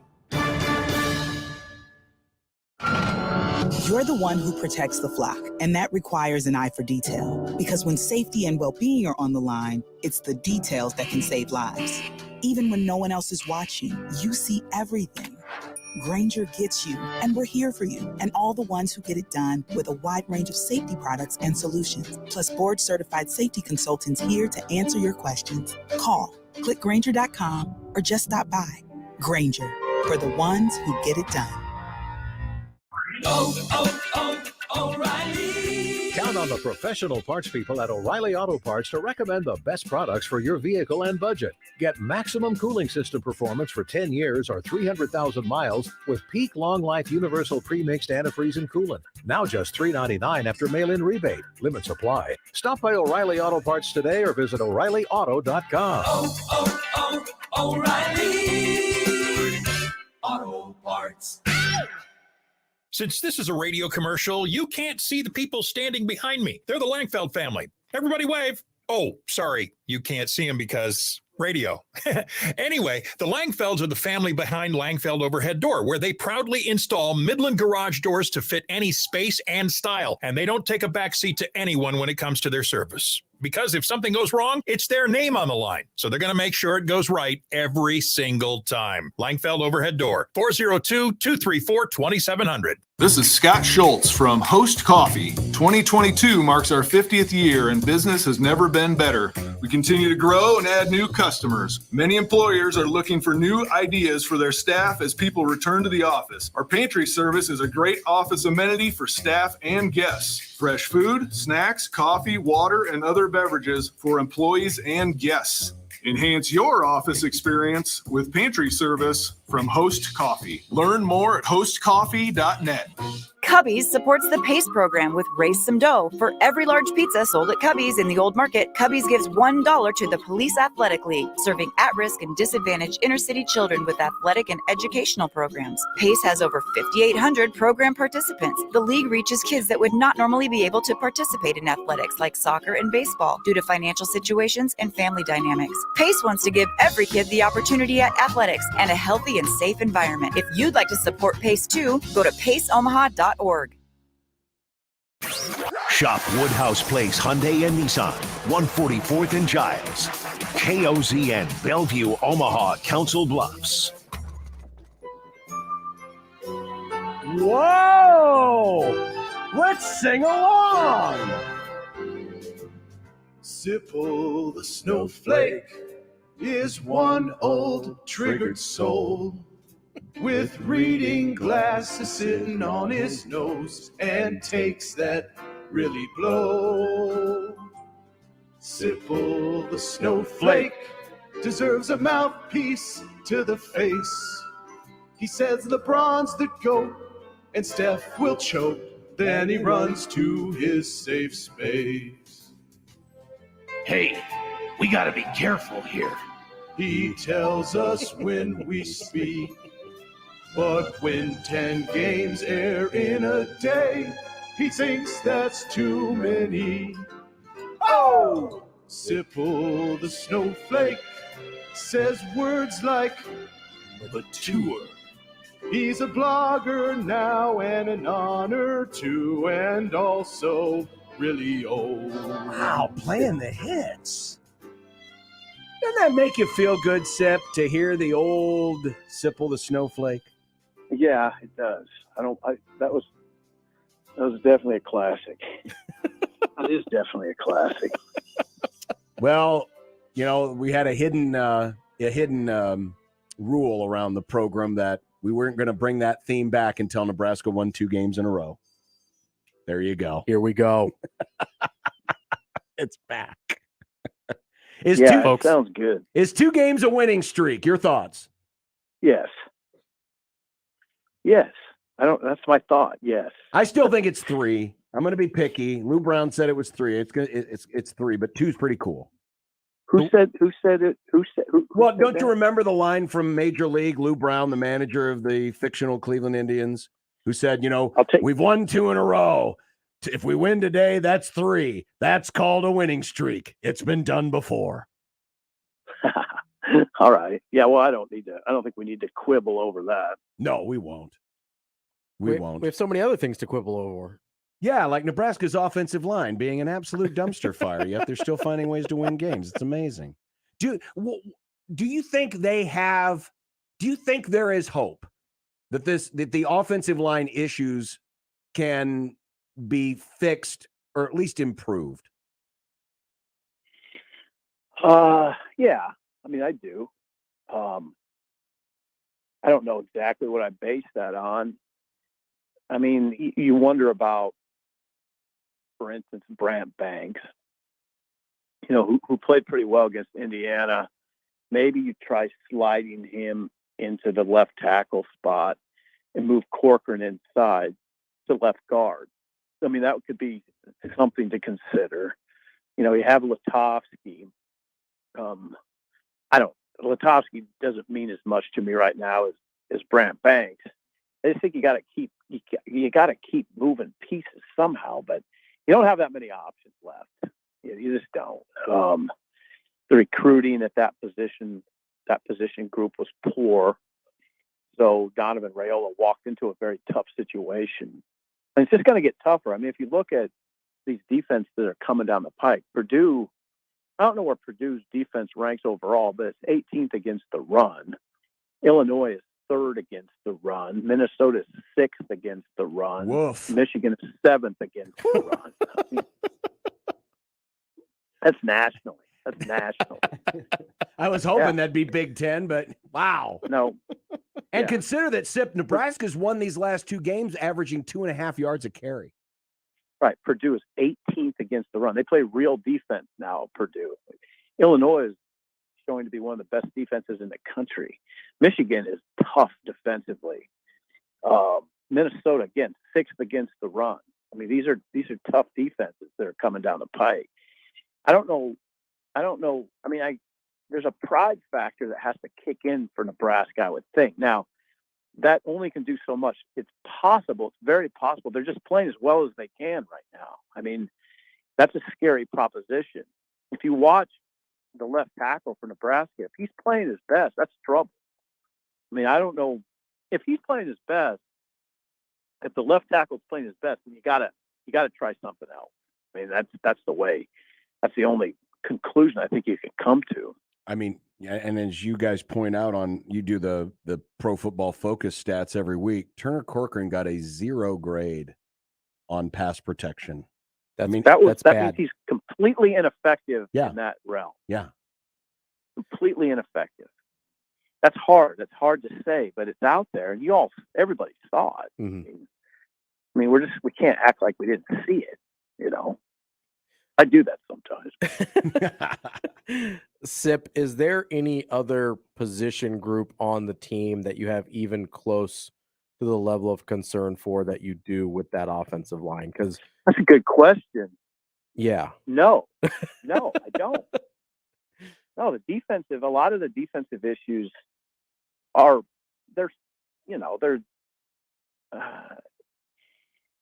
some of those issues Bush has done a good job of hiding or managing. I guess managing would be the better word. Sure. Mm-hmm. It's hard to manage this offensive line issue without, I guess you can roll Casey out more. That's one thing you can do. They do that. They're doing that. People say more screen passes. They try to screen and an offensive lineman blew an open field block and it got tackled for no gain. Go figure. So I don't know. There's not a lot it's hard to work around 2 tackles that struggled at the level Nebraska did. You saw the second quarter play late in the second quarter. That was I only bring it up because it is very emblematic of the issues we're talking about. Both tackles got beat, which means the rush came from the outside, leaving the quarterback with no option but to step up in the pocket, which quarterbacks do. The only problem was a rusher came from the middle, so there was nowhere to go, and Casey got hit hard, and that's why we wondered if he was going to come out and play for the second half. He did, but had to be cleared and had to be rewrapped like a mummy. I mean, it's astounding that he's been able to stay upright and continue to produce big plays. But it feels there's an eventuality to this discussion, it seems like. Mm-hmm. And that dictates that Chubba Purdy better be ready, and probably Logan Smothers better be ready. I mean, that's where this is headed. If they don't figure out something that it's not going to get good, but you hold out hope that it gets acceptable. Yeah, I mean, I was asked, because I was on with Mike Schaefer's on his podcast yesterday, and I was asked, about the thing that concerns you the most position group wise, and I said it's obviously it's the offensive line, but to me, the number 2 thing is injuries. Mm-hmm.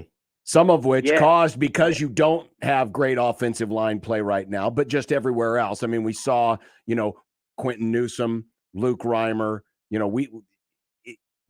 there are some spots where there's just not good enough depth behind it that, that can derail a lot, because it's really not a position group per se outside of offensive line. It's offensive line plus the specter of whatever injuries out there that, to me, are the most concerning things the rest of the way. Oh, absolutely. I mean, the attrition, it's always a battle of attrition. Mm-hmm. And in this league, this is you can say what you want about Rutgers. That was a back alley brawl. I mean, it was rough, man. Mm-hmm. I mean, they play those. Rutgers is not, I don't know, Rutgers is, it's city. They're in Jersey. It's a tough area, and they reflect that.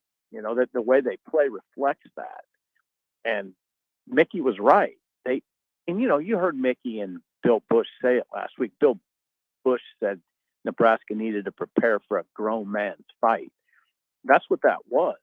And now you go to Purdue, and now Purdue kind of is a different sort of Purdue. You always thought about Purdue as more of a finesse type program, offensive oriented, and now the strength of Purdue, you could say it's Aiden O'Connell to a certain degree, but the defense is stronger than the offense right now than Purdue. So yeah, this is all very fascinating. And it all winds back to what you asked me about the offensive line. It all winds back to how much better can that get for Nebraska? Sip, if we look forward a little bit, and obviously they've got 2 wins in a row against Big Ten opponents for the first time since 2018. They're going into Purdue, which is obviously an upgrade in competition over these last couple games here. At what point do you think, if at any point, Mickey Joseph would start to get real momentum towards being an actual candidate for the head coaching job, or has it happened already? Well, yeah, I think it's happened. I mean, I think he has momentum right now. I think I think it's a serious conversation right now. But yeah, if Nebraska were to beat, I'd say either Purdue or Illinois, then it really gets interesting. I mean, especially if they go on the road and beat Purdue. I mean, how could it not become serious at that point? Because of what Mickey walked into. Mm-hmm. I mean, I would say it was dysfunction. That's being kind of kind. But the play, having to smooth all that out with the players, the defense having allowed 642 yards to Georgia Southern and 580 to Oklahoma, 2 programs now that are struggling. I mean, that somehow what Nebraska's done defensively is borderline astounding. It is. Yeah. Say what you want about Rutgers and Indiana's offense, but the statistics allowing no points to those teams, allowing a combined 8 no points in the second half, 8 combined first downs in the second half, no trips into the red zone in the second half by Rutgers or Indiana, 2.2 yards per carry in the second half, 3.3 yards per pass in the second half by those teams. That's locking down.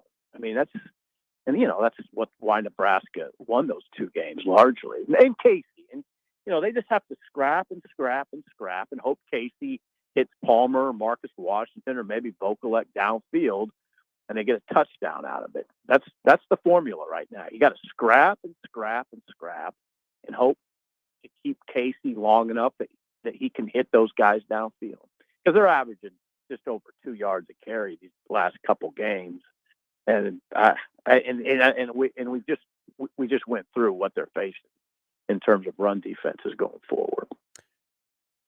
Do you think Trev will make a play for Matt Rule? while we're on the subject of coaching searches. Well, what's he do there? I mean, here's what I would ask. And I'm writing this, so I'm enlisting your help here. If you're being fair to Mickey, can you make a move this early on?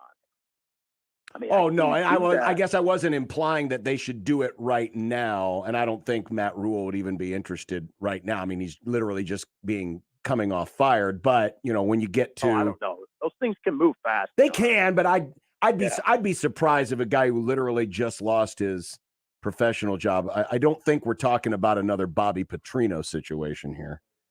I never rule that stuff out in these things. It always surprises me. It does. It always surprises me how cold it can. Yeah, it can seem awfully cold sometimes. Like just the movement, the way it transpires. It's a business, John.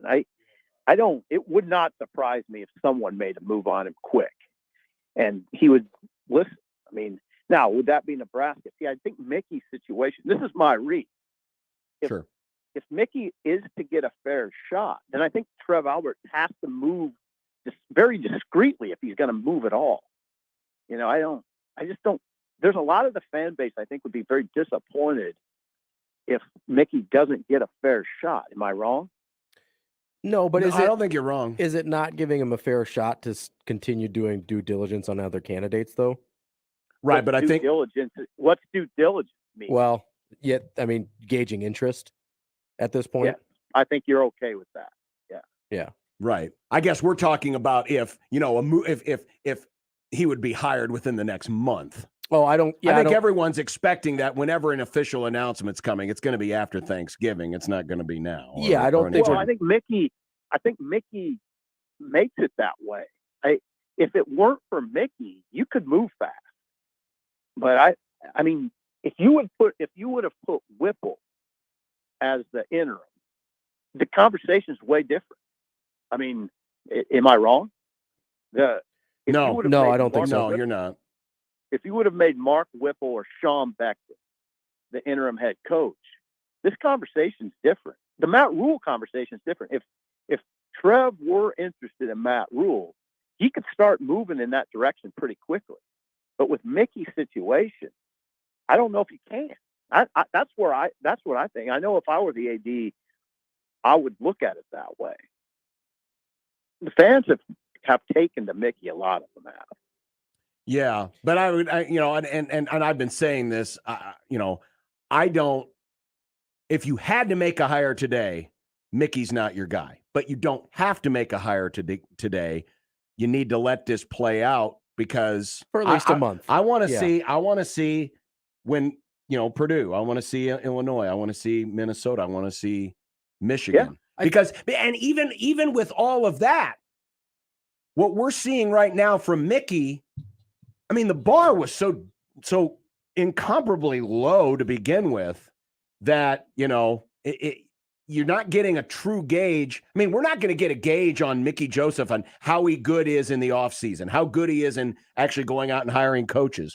And we're not. So a lot of what we do, no matter what the record is the rest of the season, there's going to be a level of a leap of faith with Mickey because he will be put in spots he's never been put in before. Sure. Yep, you're right. Ultimately, there's a couple things you have to consider in this conversation. And I don't think this gets discussed enough. One is Mickey the guy that can eventually wrestle down Ohio State? I mean, I think that for some reason that gets lost in this conversation. It does. But that has to be the program you go after ultimately. There's steps along the way. But ultimately, is he the guy that you think can wrestle down Ohio State? Because that's what we're all talking about. Unless you've just thrown up the white flag. And I don't think Nebraska or anybody. I'll tell you who didn't throw up the white flag in that conversation is Wisconsin. They made a move on Chris. It's very clear because they felt they had gotten so far behind Ohio State. All right. They didn't throw in the white flag at Wisconsin. I don't think Nebraska can throw in the white flag.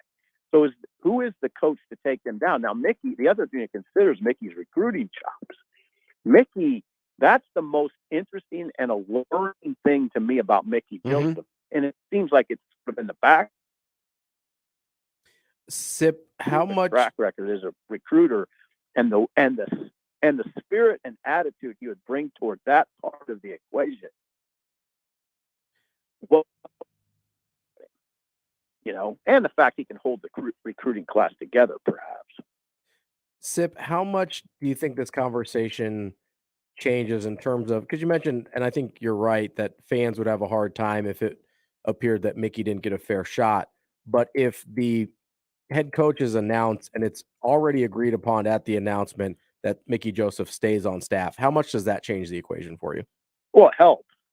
I mean, I think if you're talking about a fairness discussion and Mickey's okay with it, then yeah, I think that's, and you pay him. You pay him. You got to pay him. Yeah. You'd have to pay him. I don't know. It'd have to be over $1 million. Like elite coordinator money, basically. Yeah. Yeah, I'm sort of playing athletic director in the media, but don't we all though? That's the way you'd have to do it, though. That's the only realistic way to do that. Today, by the way, is day 29 of the 30-day window that players could take advantage of to enter the portal, because you get that after your coach is either fired or leaves prematurely. Has it surprised you that no one has taken advantage of that open window? And what does it say that nobody has? You blanked out. Am I surprised nobody's jumped in the portal? Well, yes, that, and the other part are what does that say about the status of the program that no one has taken this open window advantage? Yeah, I mean, I think it does say something about winning. I mean, the fact that they've won a couple games now is helpful. I think. I mean, I would think so. Now, if you just start pondering players that might or might not jump, there's not a lot. I thought about it. There's just not a lot of them right now that I'd point to and say, yeah, I think he'll go. There's always a few, right? Mm-hmm. And that conversation evolved, but I just didn't think there's any obvious players that were going to do it. No, there wasn't, but I didn't think there was. Well, especially considering the timing, you could have had, if they left after Oklahoma, they could have redshirted this year, right? I mean, because that's only 4 games. Yes. So that's the part that I thought might have played into this equation more than it actually did. Yeah. Then they won, and then they won again, and that, I don't know. I think that contributes to the overall, obviously, well-being of everybody, including you and me. And I think it also speaks to the fact that, and I'm not trying to imply here that the locker room didn't like Scott Frost, but it certainly wasn't a situation like with Pelini, where you had a lot of very disgruntled people when Bo was let go. And I know they're different circumstances, but if there was anyone disgruntled about the changes, it either wasn't that great or they haven't externalized them. Right. I mean, I think it had an impact on some kids for sure. But it was mid-flight. I don't know. It was, here's the deal. Here's what was different about it. It wasn't controversial. I mean, Nebraska. It was with Bo. It was controversial. Yes. I mean, it was. They won. They beat Iowa. They beat Iowa in Iowa City. They won 9 games. Of course, the feeling was different for everybody. It was very divided in the fan base, and of course, the locker room would have problems. With Frost, he was 16-31. I mean, it was a much different feel than the firings of Frank Solich and Bo. There was no controversy. It was inevitable, and I think that part also affects the locker room. And now Nebraska has its first winning coach since Mike Riley. Mike Riley before the Iowa game, where he ended up 19-19. But I'm telling you, if Mickey takes Nebraska into Purdue and wins, I mean, this conversation is going to get real. It's already interesting. Well, yeah, especially when Purdue is followed by a bye week, so there's even more time for people to just get caught up in their good feelings. Oh, yeah. Right. I just don't know the part of the conversation that is really it's tricky is that the corner position. Right? Can Nebraska go in there if they had to go in there with Brandon Moore, 25-year-old Brandon Moore, by the way, who turns 26 in February, and like a regular Chris Winkie and back you know, there. my guy. Malcolm Hartsock. Well, a 25-year-old who's only played 4 games or 5 games in 3 years, and a true freshman on the other side playing corner. That part's gonna be tough to negotiate. Very tough.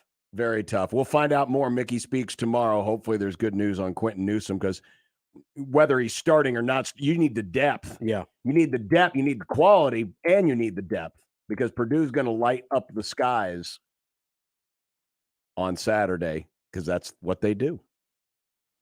Sip, as always, good conversation. We appreciate it. It's fun to talk about wins every once in a while. I think we lost him.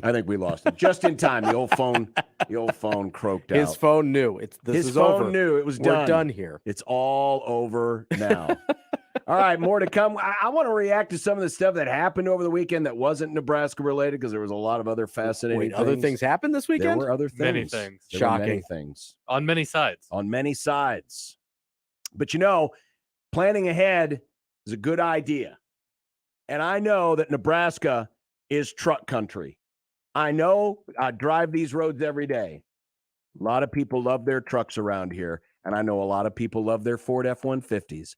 And you can custom order your new 2023 Ford F-150 with Woodhouse, offering you the ability to use their size and volume to your advantage, because the allocation from Ford sets Woodhouse apart by offering you the ability to get your new Ford vehicle scheduled and built in a timely manner. Plus, when you custom order your new 2023 Ford F-150 with Woodhouse, you will save. Receive up to $3,000 off MSRP on select 2023 Ford F-150 orders, and lock in a 2.9% APR for up to 60 months with approved credit when you place your order with a Woodhouse Ford dealership. Got a trade? Even better. Woodhouse has even more savings when you order by providing an additional $1,000 off MSRP for a 2010 or newer trade-in. Bigger is better, and Woodhouse is the dealer to choose when it comes to custom ordering your new 2023 Ford F-150. To learn more and start your order, visit WoodhouseFord.com today. Woodhouse, Omaha, Blair, Plattsmouth, WoodhouseFord.com. Irrational confidence. I've said this all along. You're going to be able to convince me that a lot of these things that could end up happening are going to work. I don't think it's...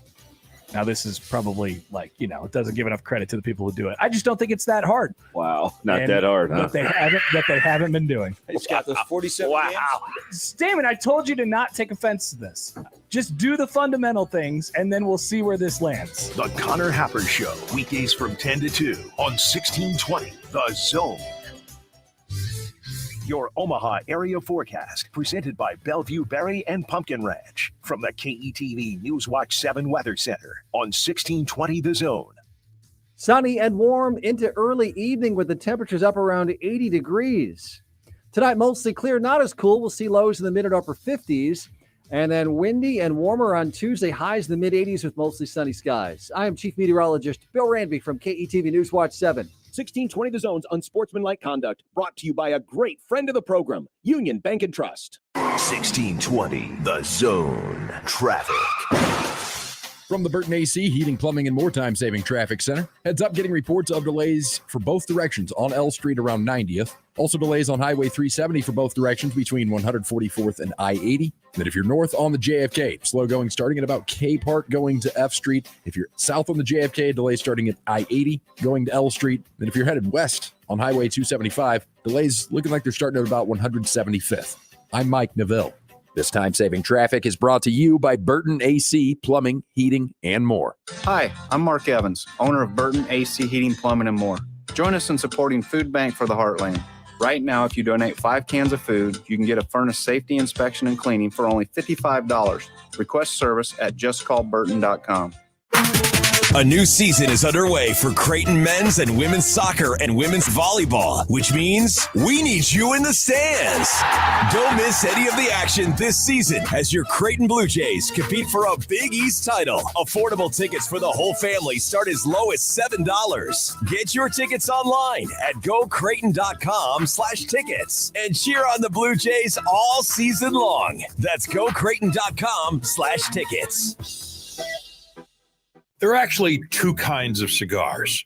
The first is the one you smoke with beloved family and friends. The second, the one you enjoy with friends you've just met. And you'll find both at Hearth Cigars and Pipes Lounge. At Hearth Cigars and Pipes Lounge, there's a well-stocked humidor with some of the best bands from around the world and a bar with your favorite cocktails and other drinkables. So what do you say? Which cigar will you be enjoying tonight? Hearth Cigars and Pipes Lounge, just off I-680 and 48th Street next to Cubby's. With almost everything in life, you have choices. You can pick a lot, a little, or somewhere in the middle. So shouldn't there be an internet plan that's just as clever? One that allows you to add TV or home automation whenever. That's why Cox now offers flexible internet plans, giving you all the services you desire at nothing you don't require. Additional services can be added at then current regular rates. All services subject to residential customer service agreement and acceptable use policy found at cox.com/policies. Restrictions apply. Sonic has something delicious for you. Hey, announcer guy, that's your cue. Try the all-new Sonic Chop House Cheeseburger. Elevate your taste buds with creamy Chop House aioli, crispy onion strings, and 2 slices of American cheese decadently layered atop a 100% pure beef patty and served on a toasted brioche bun. Well, I don't know about you, but I'm definitely craving that previously mentioned thing. Sonic. Limited time only at participating Sonic drive-ins. Prescription products require an online consultation with a healthcare provider who will determine if a prescription is appropriate. Restrictions apply. See website for full details and important safety information. Subscription required. Refund available for 60 days after purchase. Guys, want an effective, affordable way to get ED medication 100% online? Whether you're looking for Viagra or Cialis, or generic medications as effective as Viagra but 90% cheaper, you can find it all through Hims. Hims is your go-to for doctor-trusted treatments to help you treat ED. Get ED treatment for as low as $3 per use and save up to $1,000 per month with generic for Viagra versus the brand name at forhims.com/radio. If prescribed, your medication will be shipped to your door in discreet packaging. Do it all online. No in-person appointments. Get hard results with Hims or your money back. Go to forhims.com/radio to get your first visit free. That's forhims.com/radio to get started free. forhims.com/radio. Make the right call, fans. The Rooferees at John Higgins Weather Guard. Rooferees. It's Unsportsmanlike Conduct. A minute in French is called a Peterson. On 1620 The Zone. Welcome back. It's Unsportsmanlike Conduct. John and Ravi with you today. Josh will be back on Wednesday. Allegedly. We don't know. Was he jogging back from Chicago now? Yes. Okay. He said, I didn't get enough running in. Need to run some more. Going to jog some more. Gonna go home by foot. Oregon Trail styley. Oh no. Yeah, don't get the dysentery. Don't get the dysentery. Bad way to go. Or the syphilis. Though I don't think they had the syphilis yet on the old Oregon Trail. I mean, you probably They could have gotten it. There were establishments along the way. There were also wagon trains. Strangers. Yes. Lots of strangers. A lot of strange. Got to be careful with that strange. You do. So yesterday, maybe one of the worst calls we've seen in a long time. And shocking that Tom Brady gets to be the one that benefits from it. If you missed it yesterday, Falcons are trying to make a furious comeback. Yep. They think they have a third down sack of old TB12. And then reaction. There's been a couple of calls here in this situation for Atlanta to hold on. I just don't know how you call that. That is not in the spirit of the rule, the way it was created to protect quarterbacks going to the ground. Tom Brady gets a roughing the passer penalty. Shocking. I, for one, think it was a terrific call. I thought that he threw him to the ground. It was an egregious, aggressive play and show of violence. That was totally unnecessary. Are you trying out for his divorce attorney?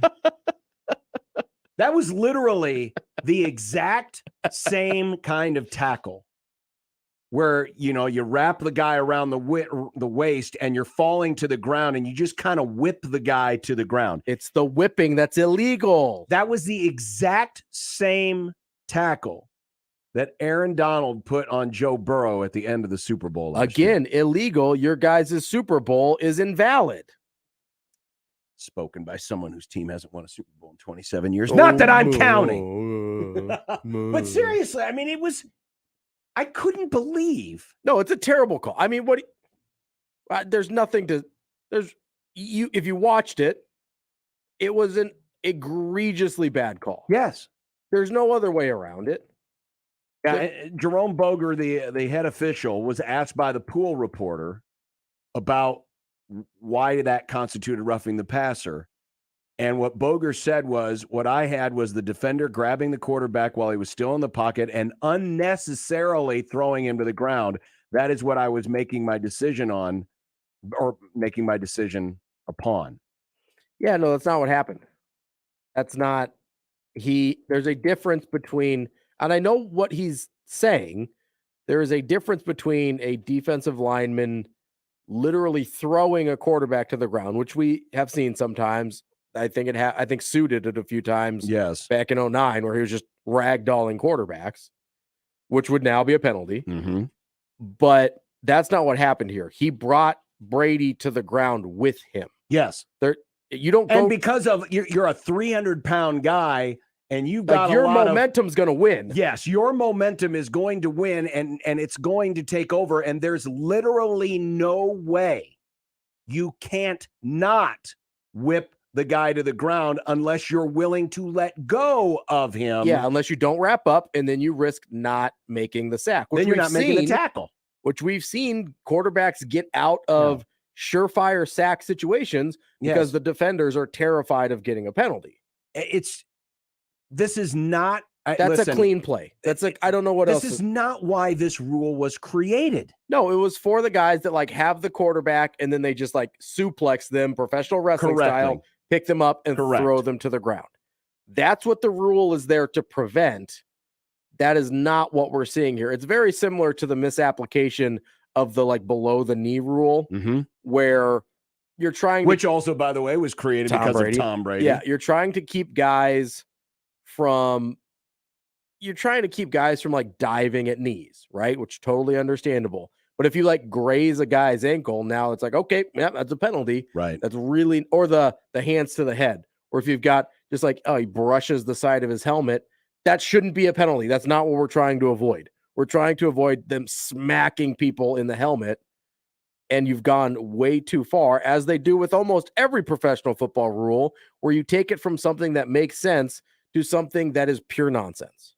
And I guarantee you, if this had been just about any other quarterback, it probably doesn't get called. I can also guarantee you if it was any other official, because Jerome Boger is a bad official. Well, I've never watched a Jerome Boger game where I'm like, man, this guy's a good official. I put this more on the official than I do it being Brady. I understand that Brady probably gets babied more than most quarterbacks, but I also think we notice it more because it's Brady. Sure. Like, I think there's a lot of these bad calls that are misapplications of otherwise reasonable rules. And we notice more because it's Brady. We care more because it's Brady. But I actually think this happens quite a bit more, where you have these. That's a particularly egregious version of it, what we saw with Atlanta and Tampa Bay. But I actually think it happens more than we realize, just in games we don't care about, or games where it's not seemingly pivotal to the result. Michael says it's because the defender stepped on Brady's foot as the defender was getting up. I agree it was a bad call, but you're completely missing that aspect of the play. No, Michael, that's not why it was called that way. Jerome Boger even said in his explanation, it was the throwing to the ground. It was the throwing. It was the unnecessarily throwing him to the ground that drew the flag. So it had nothing to do with whatever happened after the tackle was made. It had to do with the tackle itself. Yeah, they were. I mean, we got clarification on that from the official. From the official himself. Yeah, that's it was a because I looked at it, I watched, I was like, did he call. stand over him? Did he do other, like, was there other things happening? But all of that is irrelevant because of the explanation we got. Yeah. No, we got the explanation all right. Everything we needed. And it was a terrible. Yeah, it's awful. I don't know how you play defense in the NFL if those are things that are going to be called. I know this gets used way too often and it's cliche, but seriously, if that's a penalty, then put the flags on them.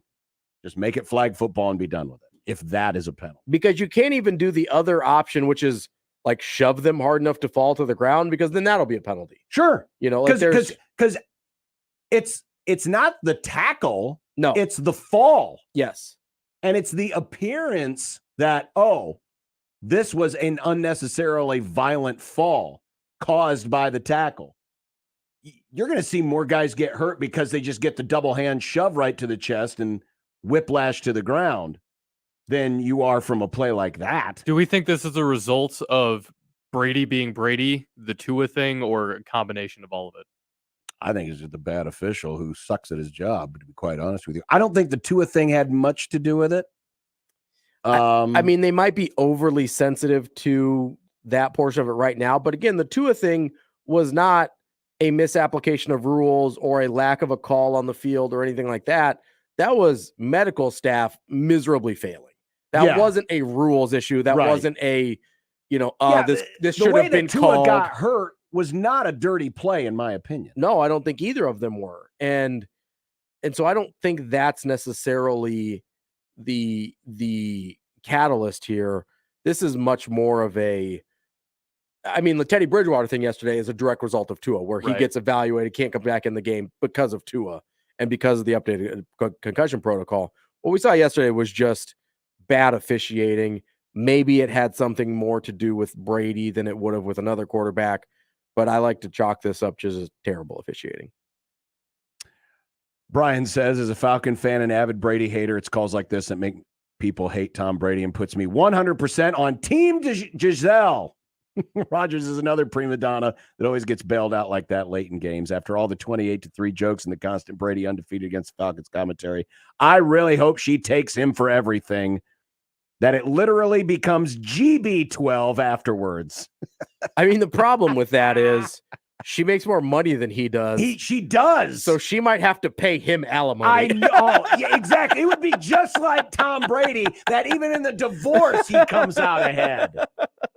That would be so like Tom Brady. That's like, I mean, that's not a totally. I didn't know she made more. Oh, yeah. She makes way more money than he does. Oh, yeah. It's not an international close. model. Yeah. Right. I guess I figured football players just made an insane amount anyway. I mean, he does make an insane amount of money, but I think she's got like brands and things like that too. So it's all good for her. You get like makeup and clothing brands and all those things. It's like how the Kardashians make their money. Like, it's not just she gets paid a ton for people to take her picture. It gets branched out into all these other things. So yeah, if anyone is getting taken to the cleaner, it will probably be Giselle owing him money. If you can believe it. It's from celebritynetworth.com. Yeah. She is worth $400 million, which is a lot. And I don't know what's Tom Brady worth off. Let's see. Tom Brady net worth. He is worth about 250. Yeah. So, yeah. The bastard's going to come ahead on this too. Man, when karma bites this guy in the end, it is going to bite. Maybe it won't. Maybe it's just not coming Yeah, for him. that's true. Probably karma would say, it's Tom Brady. It's Tom Brady. It's a penalty if I hit him too hard. And Jerome Boger will be the idiot throwing the flag. I'll throw the flag on that one. This week's Zone Deal is for Scary Acres, the home of Omaha's 3 greatest haunted attractions, the Masters Castle, House on the Hill, and the Haunted Woods. Get 2 passes to Scary Acres for just $28. They go on sale this Friday at 1620thezone.com. After Nebraska plays on Saturday, you'll wake up on Sunday morning with a severe reaction. Michael Severe returns to 1620 The Zone, and he won't hold back about what went right and what went wrong during the game. He'll also take calls from the most important voice of all, yours, Severe Reaction. Sundays from 8 a.m. to 10 a.m. Powered by Equitable Bank. We take banking personally. Only on 1620 The Zone. An estimated 80% of Americans aren't getting their recommended daily amount of physical activity. It's time to move and keep moving, America. And when you need help, physical therapists and physical therapist assistants are by your side. Be your own champion. Choose more movement. Choose better health. Choose physical therapy. Find out more information and a physical therapist at choosept.com/NE. Brought to you by the American Physical Therapy Association of Nebraska. When it comes to e-juice, 42 Degrees always promised that we would never sell any e-juice that wasn't manufactured under controlled conditions. We never mix juice ourselves or add nicotine. Why? Because we won't take a chance with your health. So when it comes to premium e-juice that tastes great and is available in disposables or bottles, then check out our e-juice department and find out why 42 Degrees is your source for all your e-juice needs. Buy your mom's house. This product contains nicotine. Nicotine is an addictive chemical.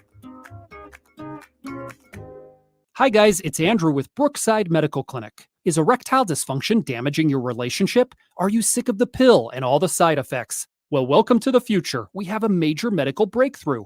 Brookside Medical Clinic uses the most advanced form of wave therapy. Backed by 60 clinical studies, our technology uses pressure waves to repair and open up blood vessels. We've helped countless men get rid of their ED. But what is the true end result? Their relationship, even their lives, improve drastically. If you're ready to regain your love life, call us right now, and not only will the assessment and ultrasound be free, we'll also give you a gift that produces immediate results in the bedroom. It almost never fails. This is worth $550, and it's free to callers right now.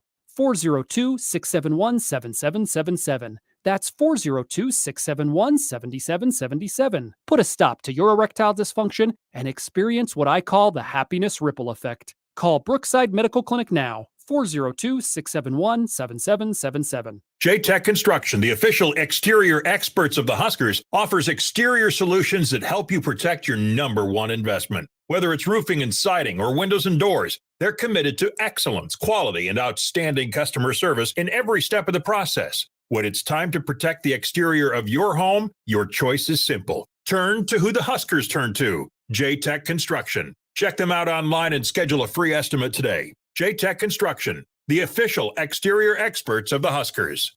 Sunday morning is all about church, eggs, and the Sunday paper. But right next to church, it's made for hot takes and reactions.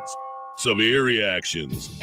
Michael Severe is back on 1620 The Zone with Severe Reaction. Sundays 8 to 10 and doesn't hold back on what went right and what went wrong on Saturday. He'll also take calls from the most important voice of all, yours. Severe Reaction. Sundays from 8 a.m. to 10 a.m. Powered by Equitable Bank. We take banking personally. Only on 1620 The Zone. It's finally fall, and with the change in seasons comes cooler weather and jam-packed calendars. Sometimes I put my own needs on the back burner. It's not the easiest thing to remember to stay on top of my health, but if it means I'll be around to celebrate the special moments ahead, I'll make time to do it. I'm getting a head start on my best year of health yet by talking to my doctor and scheduling a mammogram.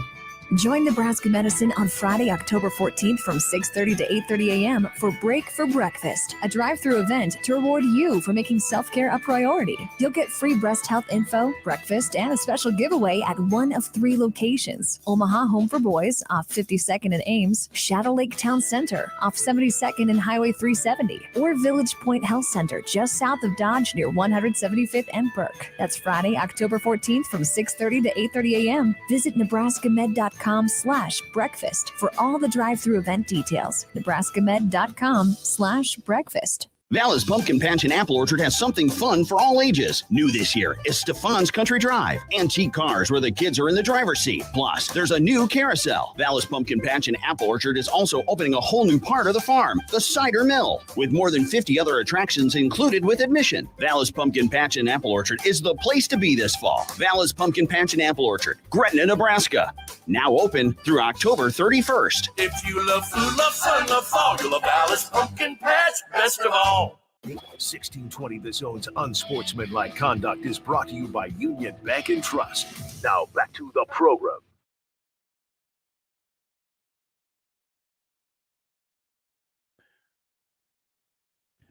Welcome back, John and Ravi with you. We were talking about it earlier with Jack Mitchell, but Matt Rule losing his job today at Carolina. And he is, and by the way, he will be coming up later this week Ruled out. Not Frost versus the World. He has to take on Lane Kiffin.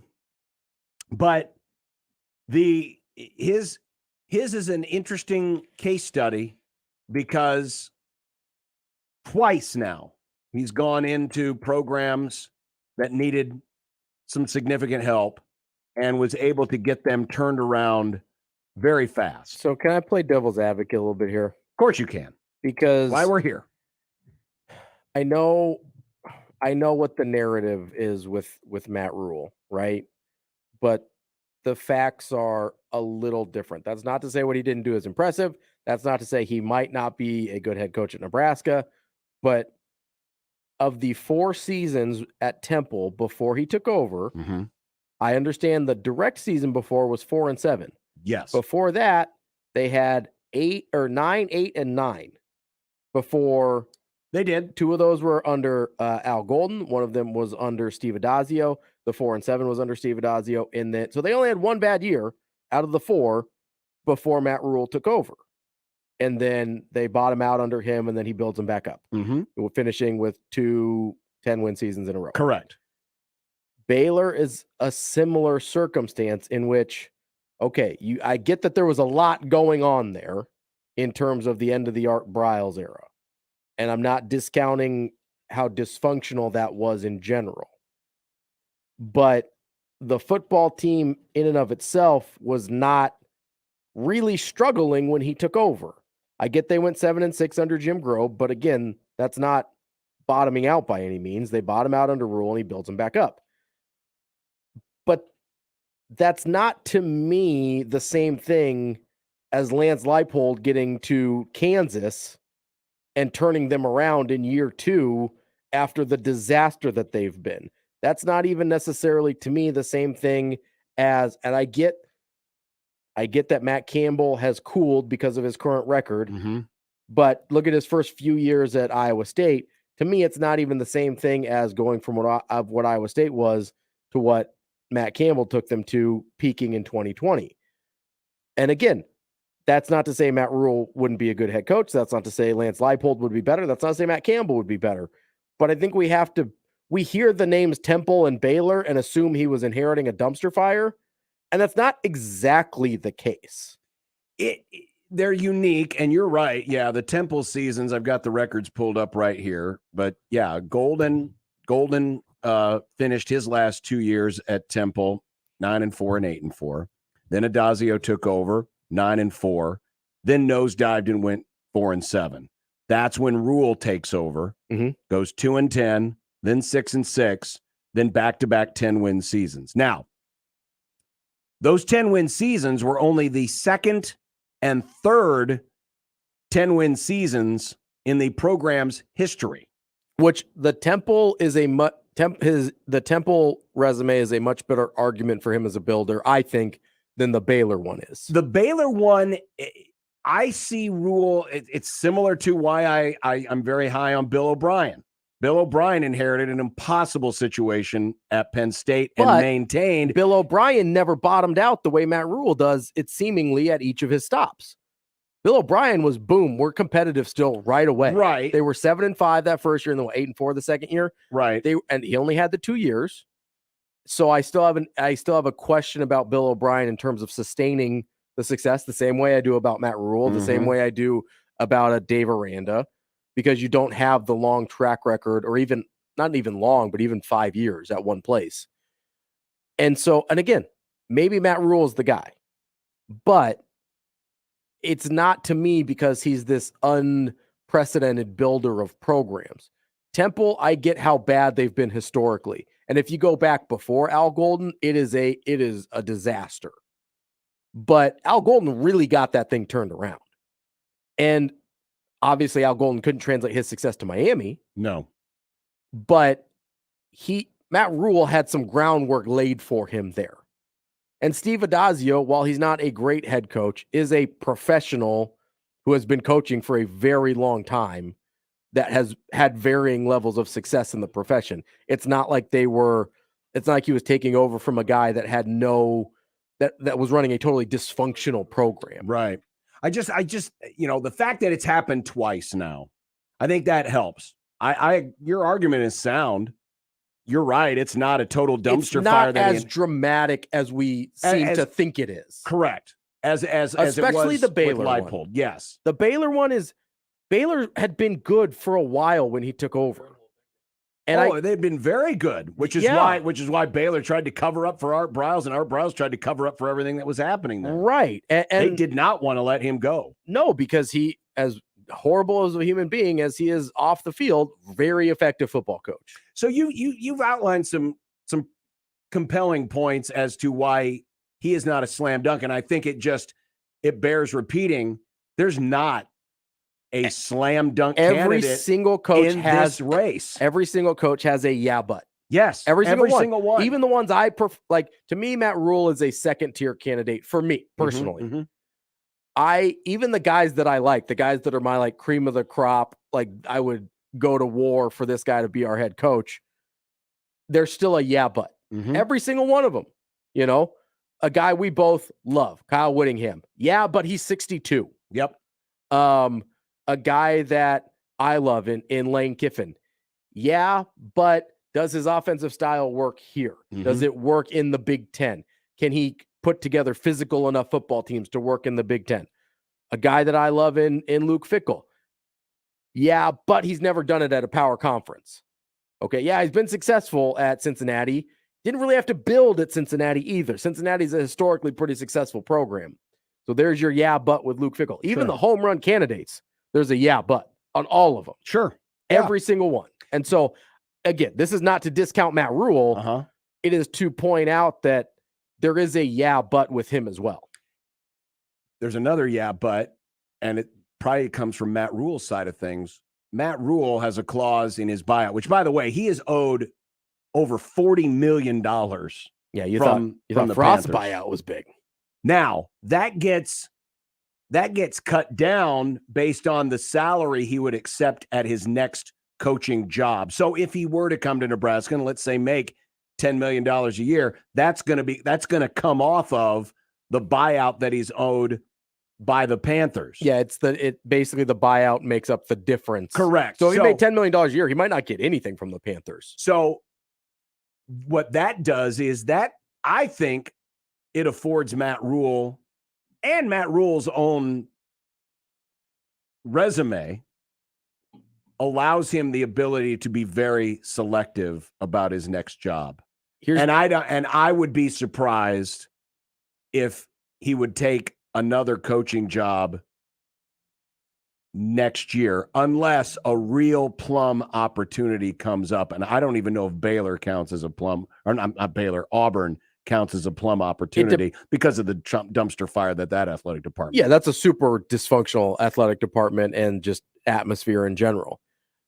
The other thing that I have question-wise about Matt Rule is, and I don't know if you remember this, the story around him at the end of the Baylor tenure was that he badly wanted to get to the NFL because he didn't like a lot of the college things you have to do, the recruiting, the 24/7 job, the whole thing, right? Mm-hmm. That's only gotten more dramatic since he left college with NIL. Is that something you're worried about at all? Good point. And is he even interested? I mean, would he rather just be an NFL offensive coordinator somewhere, rehab his image, get his second chance as an NFL head coach, or just wait for a quote unquote perfect opportunity, or wait till his buyout runs out from Carolina to take another head coaching job? I think we assume he wants to go back to college, and I don't know if that's the case. We don't know that. Because he pretty dramatically wanted to get out of college, if I remember correctly. There was a lot of noise around the fact that he did not love all the things you have to do as a college head football coach. Coming up next, got the happy hour, and we're going to discuss that offensive line and the things that Nebraska needs to do as it goes into a first-place battle with Purdue this Saturday. First place is on the line. I know Illinois is tied up there too, but listen, we went from 6 teams in first place last week. We've only got 3 this week. Every week, just whittle them down. We're gonna whittle down at least one more, maybe 2 more if Indiana doesn't, or excuse me, if Illinois doesn't win. That's right. Keep on whittling. Next on 1620 The Zone. Live from the Host Coffee Studio, this is 1620 The Zone. 1620 The Zone. Traffic. From the Burton AC Heating, Plumbing, and More Time-Saving Traffic Center. Currently no major wrecks to slow you down on the drive home. We are getting reports of some delays if you're west on L Street around 90th. A few delays on eastbound Highway 370 between I-80 and 144th. If you're north on the JFK, delays starting at Chandler going to F Street. If you're south on the JFK, delays starting at I-80 going to L Street. And a few delays out on 275 still for both directions between Center and 165th. I'm Mike Neville. This time-saving traffic is brought to you by Methodist Health System. When envisioning what kind of future is possible, the challenges never stop. And neither do we. Methodist, the meaning of care. Email any of our shows anytime into the Equitable Bank inbox. At Equitable, we take banking personally. For me, John at 1620thezone.com. The Equitable Bank inbox from 1620 The Zone. This is Scott Schultz from Host Coffee. 2022 marks our 50th year and business has never been better. We are rapidly growing and adding new customers, which means we need new route drivers and service technicians. We have new jobs for those new to the industry with little or no experience, and new careers that require knowledge in the coffee and vending world. There's a good chance we have just what you need in a new job. Host Coffee offers competitive pay and understands the work-life balance. Apply today at hostcoffee.net/careers and join our team. Since this is a radio commercial, you can't see the people standing behind me. They're the Langfeld family. Everybody wave. Oh, sorry, you can't see them because radio. Anyway, the Langfelds are the family behind Langfeld Overhead Door, where they proudly install Midland garage doors to fit any space and style. And they don't take a backseat to anyone when it comes to their service. Because if something goes wrong, it's their name on the line. So they're going to make sure it goes right every single time. Langfeld Overhead Door, 402-234-2700. Husker coverage on 1620 The Zone is presented by Tickets for Less. Tickets for Less is your local source for Nebraska football tickets. Compare and save today at ticketsforless.com. All the Nebraska football news, stories, experts, and coverage you need is on 1620 The Zone. If you or someone you know is having thoughts of suicide or experiencing a mental health or substance use crisis, call 988 for free, confidential, and compassionate support. The National Suicide Prevention Lifeline has a new number, 988. There is hope for 24/7 support. Just call, text, or chat 988. Sponsored by Nebraska DHHS, aired with the Nebraska Broadcasters Association and this station. Finding great candidates to hire can be like, well, trying to find a needle in a haystack. Sure, you can post your job to some job board, but then all you can do is hope the right person comes along, which is why you should try ZipRecruiter for free at ziprecruiter.com/radio. ZipRecruiter doesn't depend on candidates finding you. It finds them for you. Its powerful technology identifies people with the right experience and actively invites them to apply to your job. You get qualified candidates fast. So while other companies might deliver a lot of hay, ZipRecruiter finds you what you're looking for. The needle in the haystack. See why 4 out of 5 employers who post a job on ZipRecruiter get a quality candidate within the first day. ZipRecruiter, the smartest way to hire. And right now, you can try ZipRecruiter for free. That's right, free at ZipRecruiter.com/radio. That's ZipRecruiter.com/radio. ZipRecruiter.com/radio. I always wanted to learn Spanish, but I never thought I'd have the time. Then I discovered Babbel. Babbel's lessons are fun. They only take like 10 or 15 minutes, and in 3 weeks, presto, you're speaking another language. Like magic. I love that Babbel's lessons aren't just robots talking. They're voiced by native speakers, so you get the pronunciation just right. And they're designed by real language teachers, so you learn how to have real-world conversations, things you'll actually use. 3 weeks. It's incredible. After 3 weeks, I'm on vacation in Paris, having a conversation in French. There's all kinds of ways to learn. Use Babbel's podcasts or games or videos. You can even join live classes with a language teacher. If you want to learn a language, there's no faster, easier, better way than Babbel. Babbel. Babbel. Babbel, évidemment. Go to babbel.com to try for free. That's BABBEL.com. Babbel.com. Shop Woodhouse Place Hyundai and Nissan, 144th and Giles.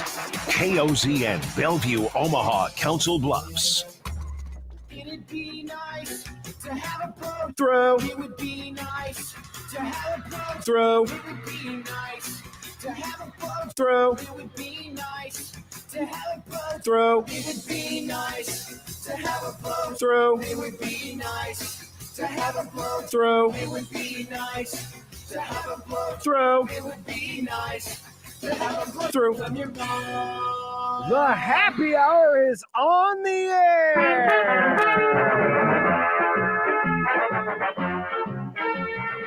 An actual happy hour. It is. It's an actual happy hour 2 weeks in a row. I don't know if we can handle this kind of success. It's a streak. It's too much. It's a lot. It's a happy streak. It is a happy streak. Welcome, everybody. John and Ravi with you today. If you missed any of our other previous guests, Jack Mitchell, Steve Sipple, check it out in the radio replay section on 1620thezone.com. Or if you're already on 1620thezone.com, watching as many of you are in the stream, you literally can just rewind back and watch. Be kind. Rewind. You can be kind and rewind. You gotta rewind it on the stream so the person who watches it next doesn't just jump in the middle of it. I don't think that applies here. Probably not. Almost certain it does not. Ian wants to know, why is James Franklin not coming up in these conversations? Well, he has a pretty good job already. Yeah. So I understand a couple years ago, and I think even into last year, there were some unhappy Penn State fans, Penn State boosters. I know he's not as beloved there as you would maybe expect for his level of success that he's had. Mm-hmm. And I'll listen, 2020 and 2021 were kind of rough years. They go 4-5, 7-6. I could have seen a scenario if they struggled this year where they maybe moved on from him, but they're 5-0 now, assuming there's no collapse. They're probably not moving on from James Franklin. And I don't think he would move on willingly. No. Because, I mean, unless there was the rumors of him at USC last year. Yes. And unless it's a job like that, which frankly, Nebraska is not right now. And I'm one of the apologists that Nebraska is a good job. But unless it's for something of that kind of that next tier up, I don't know that James Franklin is leaving Penn State willingly. That's not an indictment on Nebraska. That's just the reality of the situation. Sure it is. And even if Nebraska were going decent and we're just needing another coach, it's a lateral move at best. Yeah, Penn State and Nebraska are very... At best, because you're in Pennsylvania, and so you've got a lot of the players you need in your area. Yeah, more access to local talent. I also don't know that... I don't know that James Franklin's personality plays super well here. I know people just kind of get rubbed the wrong way by him a lot, and maybe that shouldn't matter, but I think it does.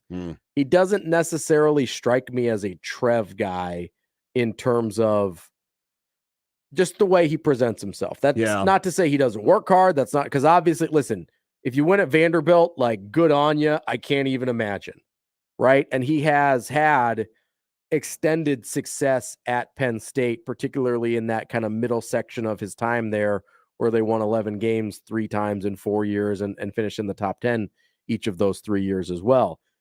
But I just don't. So it's obviously he's a good head football coach. Like that's I think without question. But he just doesn't give off the vibe of kind of the grinder type that Trev seems to be looking for. And maybe it's a misconception or misperception on my part, but that's the vibe I get from Franklin. Well, it does kind of lead us down this road, and it was brought up to me yesterday. A friend of the radio station, friend of the program. He goes by Nebraska, but he's from Oklahoma. Tweeted at me yesterday. He said, this tweet will definitely get me into trouble.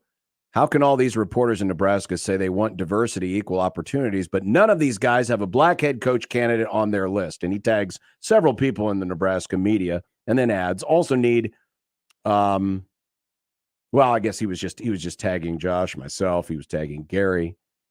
And my response was simply, listen, I understand the plight, but the pool of candidates right now is very thin. If you're going on the assumption, which I am, that Nebraska's looking for experience, with Mickey being the exception because he's currently the guy in the chair as the interim. But Nebraska's going to go one of two ways. They're going to go with Mickey Joseph, or, and at this point, I still think the more likely, they're going to go with experience, head coaching experience at the college level.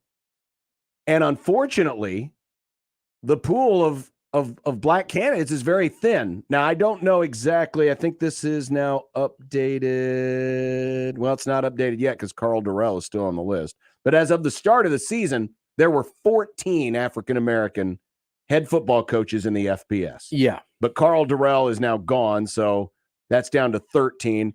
And we're not counting Mickey Joseph here because he's technically an interim. But when you look at the list, there's not many on here that would necessarily qualify as having a lot of experience. And I don't think Dino Babers at Syracuse is going to. That's not an option. I don't electrify people. We just talked about James Franklin.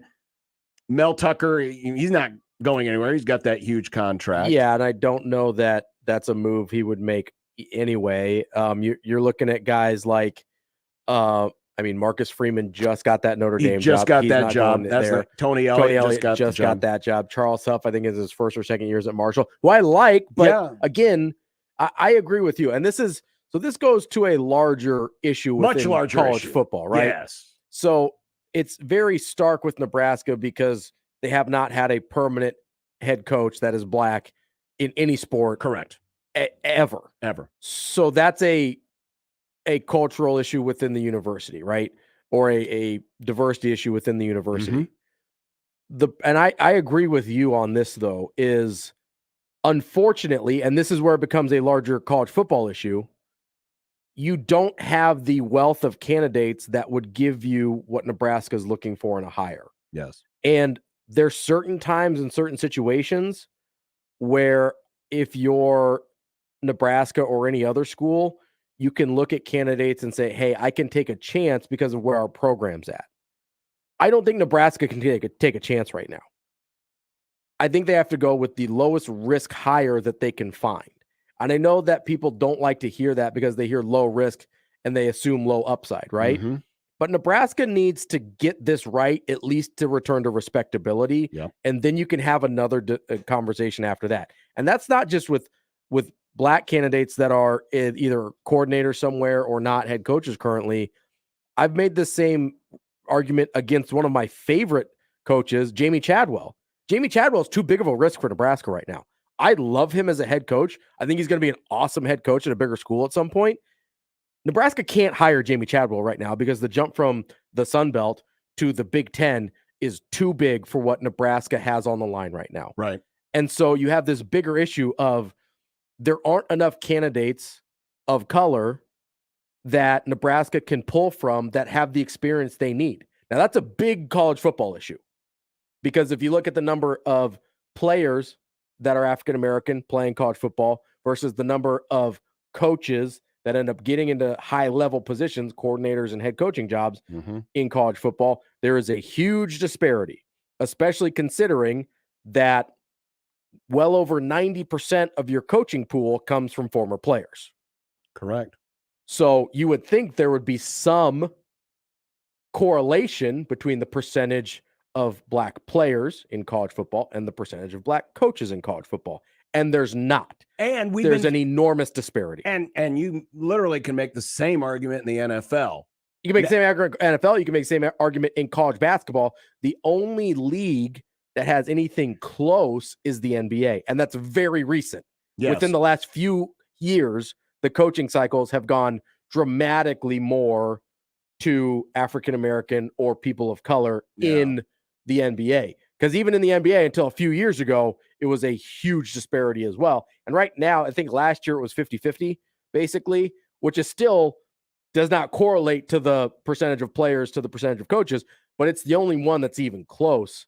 So this is a huge, big sports issue, not just a Nebraska issue, but that's why there's no one on the list. Right. And again, we're going off the assumption that Nebraska is going to hire someone with experience and or Mickey Joseph. I would love if there were it's got to be a more diverse field of candidates with the experience I think Nebraska's looking for. But the fact is there's not right now, and that's a problem that college football in general needs to fix. There's one name on the list that 3 years ago. Oh, is it David Shaw? I love David Shaw. Would have been a great hire and might still be. And here's where I might meet Nebraska halfway. Again, Nebraska from Oklahoma. That's what he goes by on the radio. I'm a David Shaw fan. I love David Shaw. I just don't know. But it's a tough sell for a guy who's gone 12 and 23 in his last 4 seasons. The perception of hiring him at this point is too toxic because of how much they've struggled. And I think that's largely to do with the fact that it's Stanford and they've really never had sustained success. Mm-hmm. They've had little pockets of it. And honestly, the last year of Harbaugh into the first 5 years of David Shaw, I think has been the best period in their history, certainly of their recent history. But the fact that he struggled so much in the last few years, I think takes him out of the candidacy. The same way, by the way, I think a guy like Matt Campbell, if he doesn't finish 8-4 or better, I think takes him out of the candidacy from a perception wise. Yeah, does that mean I think David Shaw is not a good coach or I think Matt Campbell's not a good coach? No, but I also understand that this is not just there's a PR and perception to this as well. There is a PR and perception that you have to go out and sell this to the fan base. Right. Because and it's going to be hard to sell, and we don't know what the final record's going to be. Right now, they're 1-4. It's going to be hard to sell David Shaw at this point. He's likely going to be double-digit games under 500 since 2019. Which at that point is like, well, why don't we just keep Scott Frost? Which, again, I think David Shaw is a wildly better head coach than Scott Frost. Much better. It's really hard to sell that when the results in the last few years have been what they are. Now, maybe, because one of Josh's points about Campbell has been that, well, maybe he's just hit his ceiling at Iowa State. That's maybe maybe David Shaw has hit a ceiling at Stanford, who has, of course, the high academic standards. I would say they're playing in a conference that's, an incredibly falling apart, difficult place to sustain success. I think I bumped my microphone cord there. Incredibly difficult place to sustain success because of the fact that of all the, I heard this stat, and I think it was from Stanford Steve on ESPN that does the show with Scott Van Pelt. Of all the players that are considered Division I quality football players, Stanford, because of their academic standards, can only even attempt to recruit, I believe, less than 5% of them. So you are incredibly limited there in terms of your even pool of candidates. Mm-hmm. It's almost like a military academy because of those types of entrance restrictions. And so, yeah, I think if David Shaw went anywhere else, he'd be dramatically more successful. But again, you can't sell that. No. You can't sell it with him. It's a hard sell. You can't sell it with Campbell unless he ends up going on a 5-game winning streak to finish off this season, 5 or 6 game winning streak to finish off this season. And again, that doesn't make them worse head coaches, but there are certain places where the infrastructure of the athletic department limits your ability to have success, both at a top end and to sustain it. It becomes harder and harder every year to sustain success at Stanford because of what you're dealing with. If you are like our friend Nebraska or others who are bemoaning the lack of black coaches in college football, what you're hoping for is for Mickey Joseph to continue this run and get the full-time gig. He's the only viable African-American candidate currently. And not just because he would add one more to the list, but from this perspective. Because one of the things, and I think it's a solid argument, one of the things that the detractors have said is, well, look at all of these coaches who are getting opportunities who have never been coordinators. The Sean McVay effect. Sure. Right? Sean McVay had never been a coordinator before. Young assistant. And gets hired as head coach of the Rams. And then because of his success, a few others followed him from a similar path. With varying degrees of success. With varying degrees of success, but they got the opportunity. Yeah. And the problem has been, well, how come we haven't seen any, black wide receiver coaches who had never been coordinators or defensive back coaches who had never been coordinators get that opportunity? This would be a chance for Mickey Joseph, who has never been a coordinator at a major college level or a head coach at a major college level, and has just been a position coach assistant. Yeah. To get that chance. And that's what you want to see. Yeah. You want to see these opportunities. And I think, quite frankly, one of the reasons why Sean McVay got the job is he aced the interview. Yeah. It wasn't because of his resume. It was because he aced the interview.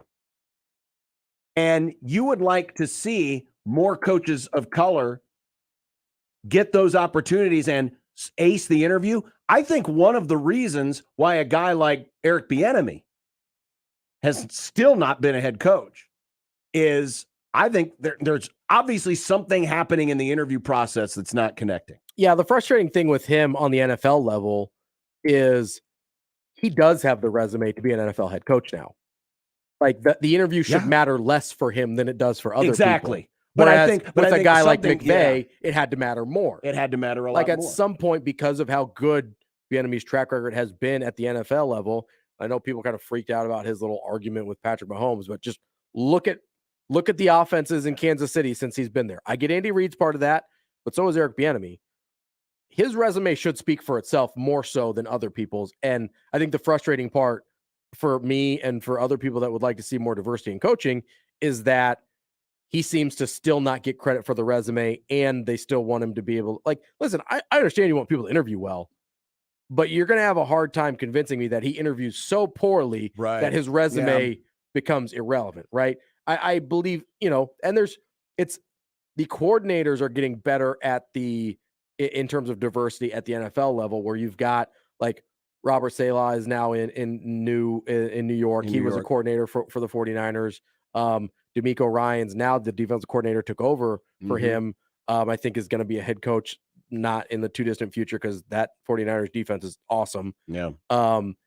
You're starting to get, you've got Todd Bowles was the coordinator in Tampa Bay. Byron Leftwich is a coordinator in Tampa Bay as well. Yeah. Todd Bowles obviously took over for Arians. I think Byron Leftwich is going to get an opportunity pretty soon, or at least he should. So you've got you're getting guys in higher positions to give themselves an opportunity.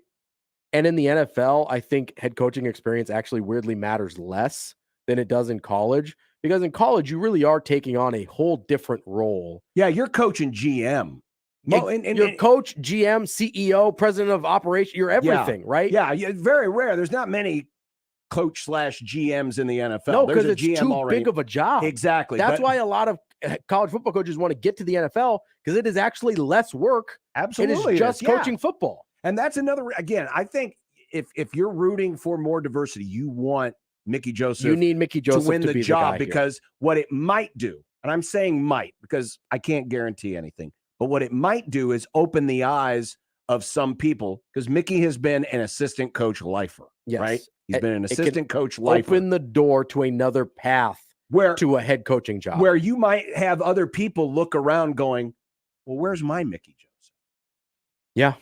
And that could help the cause. Because right now, the closest career path, and this is not even considering whether it's an African-American or whoever, the closest career path to Mickey Joseph's is Dabo Swinney, where, and down to the being an interim, because Dabo was not going to get that head coaching job if it weren't for his stint as the interim. No. He was the wide receivers coach.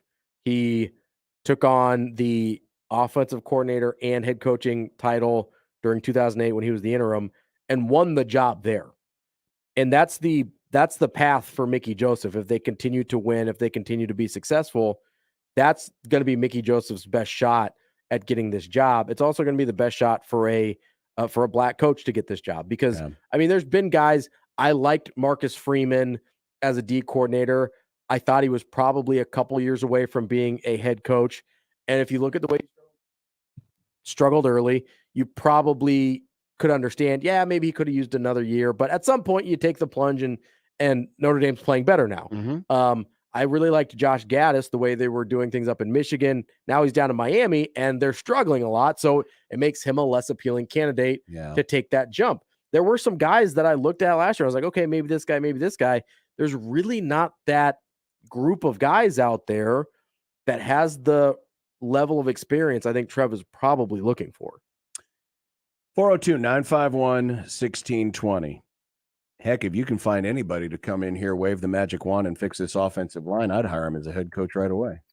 Honestly, and that's where I've looked at a lot with my lists of head coach and candidates and stuff like that is I've looked at guys that either have an offensive line background or that have a history of developing really good lines. That's part of the reason I love Kalani Sitake so much is the lines at BYU on both sides of the ball have been really, really good for a long time. That's why I really love Kyle Whittingham because of the way he's developed lines over and over. That's why Sam Pittman's interesting to me because of his background as an offensive line coach and as an elite recruiter.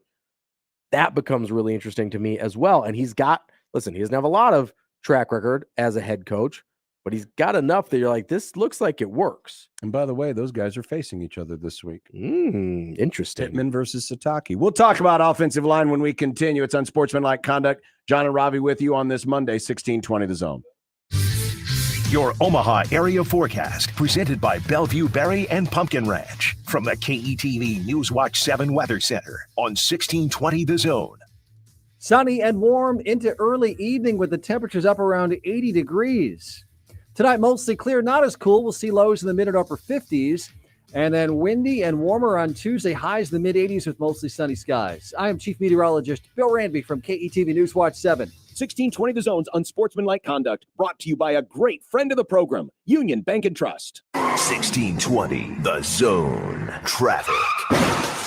From the Burton AC Heating, Plumbing, and More Time-Saving Traffic Center. Currently no major wrecks to slow you down on the drive home. We are getting reports of some delays if you're west on L Street around 90th. A few delays on eastbound Highway 370 between I-80 and 144th. If you're north on the JFK, delays starting at Chandler going to F Street. If you're south on the JFK, delays starting at I-80 going to L Street. And a few delays out on 275 still for both directions between Center and 165th. I'm Mike Neville. This time-saving traffic is brought to you by Romeo's Mexican Food and Pizza. Not your typical restaurant, not your typical place. Romeo's, not your typical restaurant, or your not your typical taste. Romeo's Mexican Food and Pizza.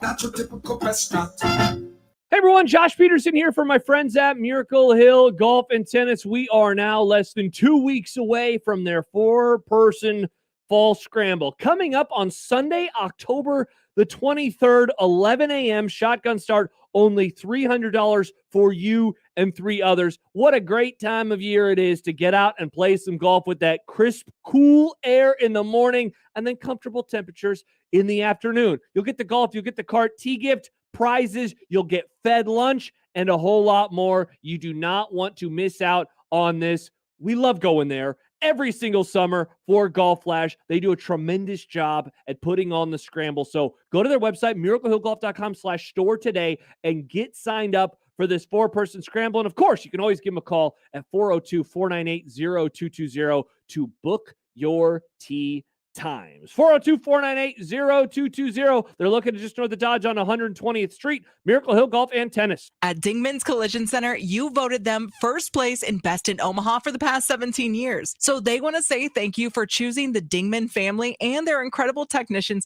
to repair your vehicles. At Dingman's, they'd rather be the best than apologize for anything less. It's your time for higher education, not higher debt. And it all starts with a scholarship application to Metropolitan Community College. Every Every year, MCC awards more than $3 million in scholarships to students. In less than 5 minutes with a single application, you can apply for all the scholarships available to you. It's your time to path forward. Let MCC show you the way. Register today. Classes start December 1st. Apply today at mccneb.edu/scholarships. The 2022-23 Creighton sports season holds great promise for competing for Big East and national honors, and 1620 The Zone will be there all year long. The 1620 The Jays podcast covers all of Blue Jay sports, from volleyball, soccer, and cross country in the fall to basketball in the winter, plus baseball, softball, tennis, golf, and rowing. Join me, John Bishop, along with Josh Peterson and Connor Happer each week for interviews with Creighton student athletes and coaches. It's the 1620 The Jays podcast. New episodes each Friday on 1620thezone.com and on Twitter at 1620 The Jays. It's unsportsmanlike conduct. I have dropped acid. I am delusional. On 1620 The Zone.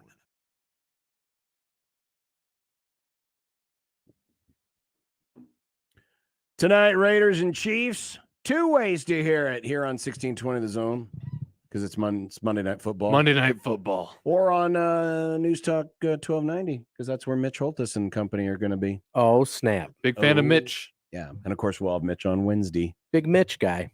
Yeah. He likes me. Offensive line. Talked about this with Sip, but it's pretty bad. This is a stunning statistic. What's even more stunning is, despite the fact that Casey Thompson was pressured on 26 of 38 dropbacks. 26 of 38. That's a lot. I thought Matthew Stafford was under pressure yesterday. He was only sacked once. That's 68% of the time if you're doing the math at home. It works every time. And it was so bad that Turner Corcoran, Nebraska's starting tackle, got a 0 grade.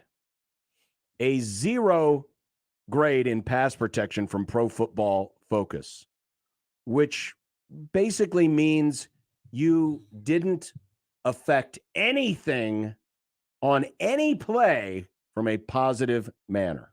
Yeah, basically, if I understand this correctly, you could have been playing with 4 linemen and would have gotten the exact same output as Turner Corcoran gave on you dropbacks. on passing plays. But by the way, his run grade was easily the lowest on the team, according to Pro Football Focus. And listen, even if you don't believe in those numbers, if you just turn on the watch film. it. Negative boys. The negative boys.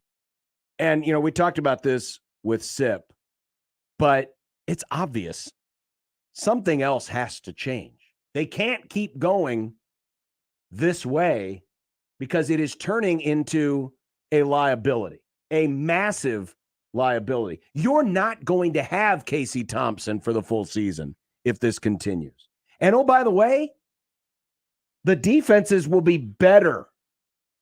Yeah. The defenses will be better. Illinois, better. Minnesota, better. Michigan, way better. I would say Wisconsin, if they better. If they continue to trend, they'll be better. Iowa, much Way better.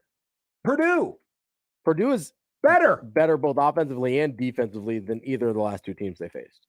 Now, they might not be as physical as Rutgers. Right. It's a different kind of defense.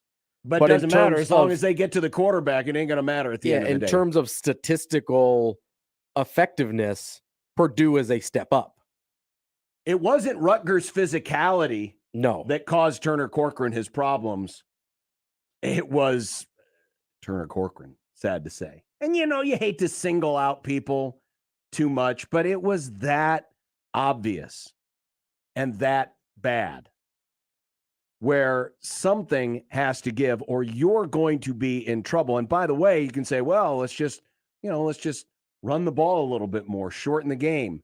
Well, the problem with that is they're only averaging 2.5 yards a carry over their last 2 games, the games that they won.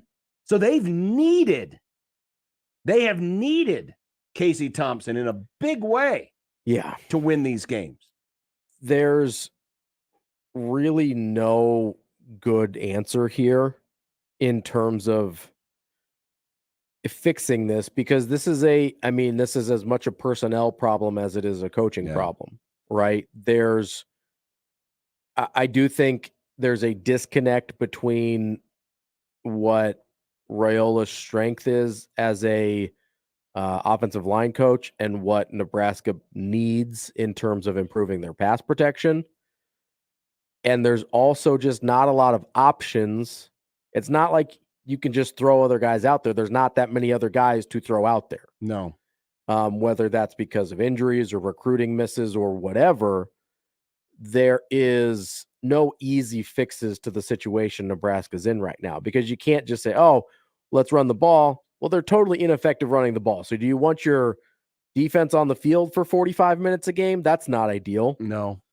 Their only ability to consistently get offense and get points over the course of the year has been big passing plays.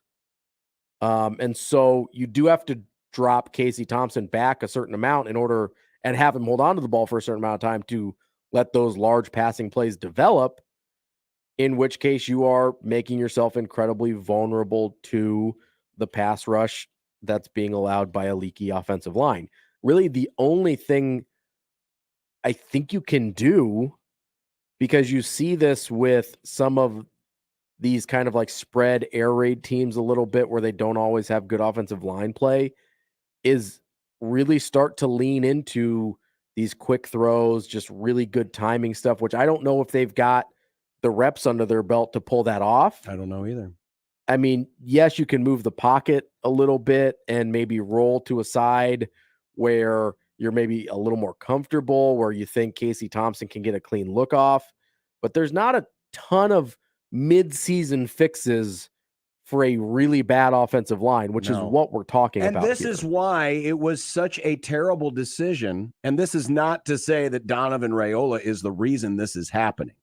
I think Donovan Raiola did not inherit a great situation.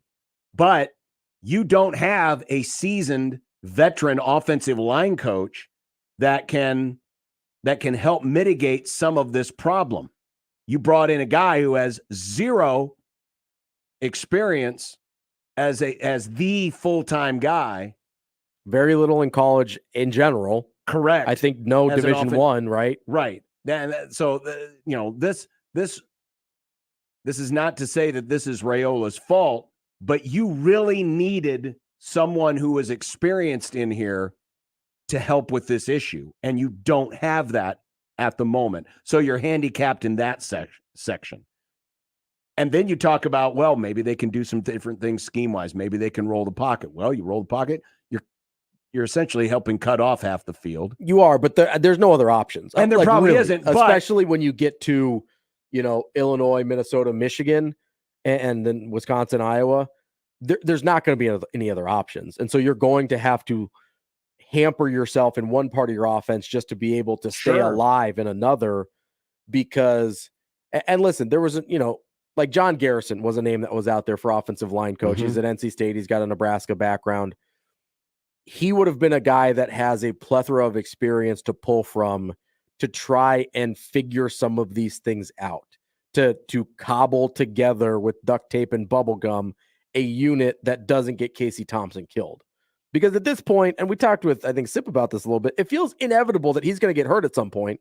Oh, yeah. Because it seems like there's no way he can survive this onslaught. Yeah, we're halfway through the season, and there's already been basically once a game where you're like, he's not going to be able to come back. I thought there was the one hit he took down near the goal line when Nebraska was backed up in their own end. I thought, well, this is it. Yeah. It's over now. There's been because he was slow getting up. I thought, well, this is it. There's at least one a game where you're like, he's going to be out. And then he comes back because he's incredibly tough, but you can't keep putting him in that position. No. And, maybe a guy like John Garrison would have the exact same problems as Raiola is having right now, because that just really is the state of the personnel on the line right now. But I think Mark Whipple is going to have to get real creative over the last half of this season to A, keep Casey Thompson upright, and B, give Nebraska's offense any sort of chance to consistently score points, because a traditional offense with this offensive line just is not going to work because they are that ineffective. Right, baby. On Twitter, JTech Construction's own Twitter feed says Turner Corcoran is on Phil Steele's list of top 100 tackles. Of course, this is in his preseason college book. You can take that with a grain of salt. KD says, does Raiola actually have any strengths? Those Bears lines he helped with were horrendous. And again, I don't want to put this on Raiola as if this is his fault. He was put in a really tough situation by an incompetent head coach who thought he wanted one thing, but then hired an offensive coordinator whose tendency is to go in the other direction, and somehow they were going to try to piece all of this together. And that's the other part. If you have a more seasoned offensive line coach from the start, maybe you're not in this spot in the first place because maybe they're getting better coaching and better training and better development over March, the course April, of, May, June, July, August on. Yes. And so maybe you're not in this spot. I get it. You know, the players you have are the players you have, and there's going to be some limitations, but coaching does matter. And so this is one of the many Scott Frost gifts that keeps on giving. Well, yeah, not just the hiring decisions, but the recruiting, all of it, the development, all of those things. And to me, the offensive line is the most long-term fix on this team, because offensive lines are hard to turn around in a hurry, because especially at a place like Nebraska, usually it's hey, get them in here, develop them for a year, maybe 2, and then get them on the field and have them form some sort of cohesive unit. So you're looking to me at a 2 to 3 year fix for this offensive line to become good. Maybe you can get them functional before then with the transfer portal and maybe getting some more ready-made guys. But guess what? Everybody's looking for good ready-made offensive linemen, just like everybody's looking for pass rushers, right? It's really hard to find pass rushers in the transfer portal because everybody wants those guys. Yeah. And Nebraska already went in and got 2 guys out of the portal. One of them's hurt right now, and the other one is kind of stuck by, just kind of middling around. And so it's hard to get instant impact guys at these positions from the transfer portal. So this to me is like we've seen wide receivers, you can go get a guy. Right? You can go get a guy, plug him in there. It's probably going to work out.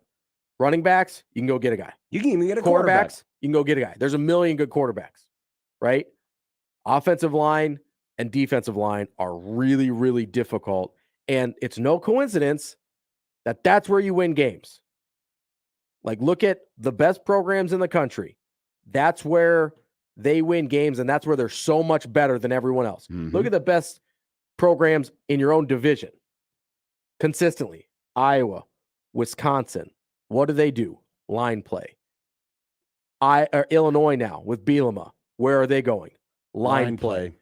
Minnesota, where are they going? Line play. That's what they do. Like, if you're a successful program, you're going to have good line play. That's the full stop there. And that's the place that Nebraska, that's why I've said multiple times, I don't care what the offense looks like, because I think any scheme can work if you get the trenches right. I fully believe that. Anything like triple option can work, air raid can work, whatever can work if you get the trenches right, because that's where the game's won and lost. And so I'm not getting real attached to a certain offensive style, defensive style, whatever, as long as I can see, okay, yeah, this guy's got a history of recruiting and developing line play on both sides of the ball, because there's really no way to hide from that if you're struggling there. A great offensive line masks Fix a lot. So many things. It can mask a lot of problems on a football team. You know how many but there's mediocre, no masking bad offensive line play. You know how many mediocre Wisconsin running backs have run for like 1,200 yards because of offensive line play? I mean, it's same thing with Iowa. How long have they been able to mask terrible offense by being really good on the lines and be competitive and win year after year because they're really good on the lines? Really good line play on both sides can cover up for a litany of other problems. And like you said, on the reverse of it, there's almost no way to cover up with bad line play, because it is at the core of literally everything you do. 402-951-1620. When we come back, it's time for some unsportsmanlike content, some other reaction to stuff over the weekend, and the bet of the day is still to come on 1620 The Zone. 1620 The Zone's 4-quarter pick'em returns. It's your chance to win $1,620. All you have to do is correctly pick 4 college or NFL games against the spread. Listen to qualify every weekday or enter online at 1620thezone.com. One lucky listener will be selected each week to make their picks live on air. Awesome. Go to 1620thezone.com for complete rules and contest details. It's 4-quarter pick'em with 1620 The Zone.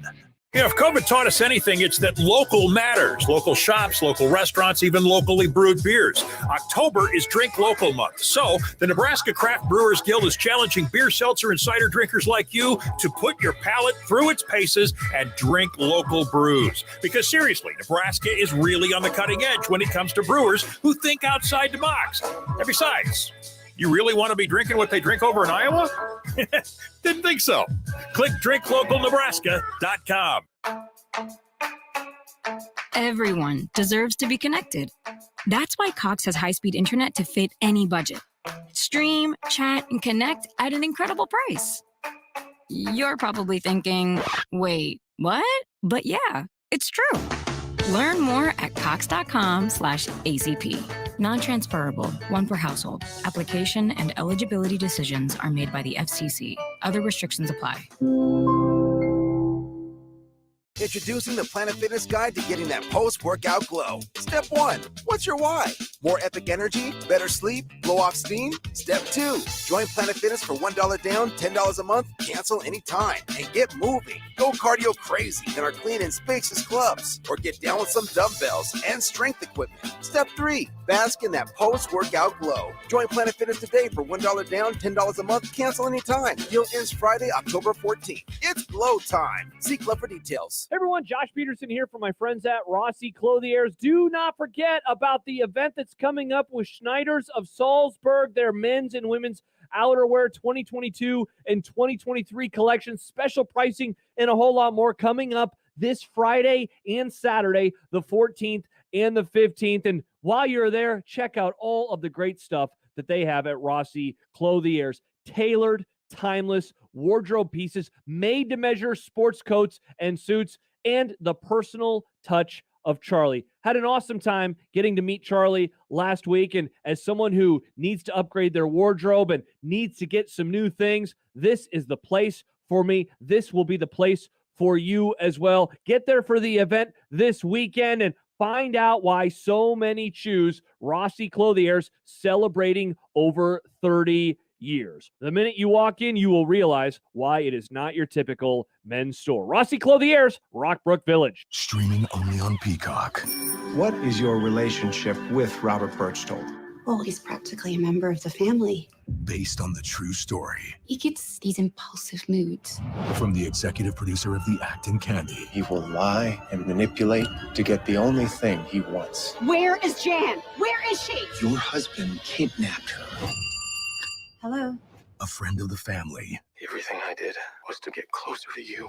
Streaming now only on Peacock. Email Unsportsmanlike Conduct on the Equitable Bank Zone inbox with whatever is on your mind, from your hot takes to what you think is one. The Zone inbox is brought to you by Equitable Bank. We take banking personally. We want to hear from you on the Equitable Bank Zone inbox. I always wanted to learn Spanish, but I never thought I'd have the time. Then I discovered Babbel. Babbel's lessons are fun. They only take like 10 or 15 minutes, and in 3 weeks, presto, you're speaking another language. Like magic. I love that Babbel's lessons aren't just robots talking. They're voiced by native speakers, so you get the pronunciation just right. And they're designed by real language teachers, so you learn how to have real-world conversations, things you'll actually use. 3 weeks. It's incredible. After 3 weeks, I'm on vacation in Paris, having a conversation in French. There's all kinds of ways to learn. Use Babbel's podcasts or games or videos. You can even join live classes with a language teacher. If you want to learn a language, there's no faster, easier, better way than Babbel. Babbel. Babbel. Babbel, évidemment. Go to babbel.com to try for free. That's BABBEL.com. Babbel.com. 1620 The Zone's Unsportsmanlike Conduct is brought to you by Union Bank and Trust. Now back to the program. Look, I made you some Unsportsmanlike. content. Unsportsmanlike. unsportsmanlike content. Unsportsmanlike content. Content that's unsportsmanlike. Well, Dave Aranda is going to win this one going away. He has 80.8% of the vote. We say goodbye to Brett Bielema in 6 minutes. See, that's unfortunate because Brett Bielema is a really good coach. And what does he do really well? Lines. Offensive. Offensive, yeah, not booger sugar. Yeah, no. Yeah, be careful how you say lines. Time for some content, Nick. Amazing. You know it. You love it. Nebraska ball was picked last in the preseason media Big Ten poll. Can you name a more obvious statement than that? The Nebraska offensive line is bad. That's a pretty obvious statement. That's up there, right? It's a pretty obvious statement. Let's see. The sun is warm. That's a good one. Oof. John is white. Pretty obvious too. It's pretty obvious too. So what did you think of the Buck Showalter asking the umpires to check Padres pitcher Joe Musgrove in the 6th inning of last night's deciding game of the Wild Card Series? Well, there was an awkward moment where in the middle of the 6th, all of a sudden, here comes old Buck, and the umpires go out, and they start feeling behind Musgrove's ears. As one does. It was weird. To see if he had anything going on. Well, he didn't have anything going on. And Musgrove was promptly triggered. I give him credit. He could have been a lot more demonstrative with his protests towards the Mets dugout than he was. I would have glared in there the whole time and probably gestured after. I would have gone straight double birds. Oh, yeah. Yeah, absolutely. It was obvious that Showalter was, he was trying to do anything He was trying to break up his rhythm. Yes. And it felt like a petty, like, there's no way you could be doing this without cheating. Yeah. Something just, I don't know, very, I don't know if immature is the right word, but I'm not a big, Buck Showalter strikes me as one of those like really old school baseball guys that I don't particularly love in general. Because it's like, oh, this is the way we do things and whatever. And it's mostly dumb. But yeah, he was trying anything he could possibly think of to break up his rhythm. And it didn't work because he was dominating you. And he was desperate.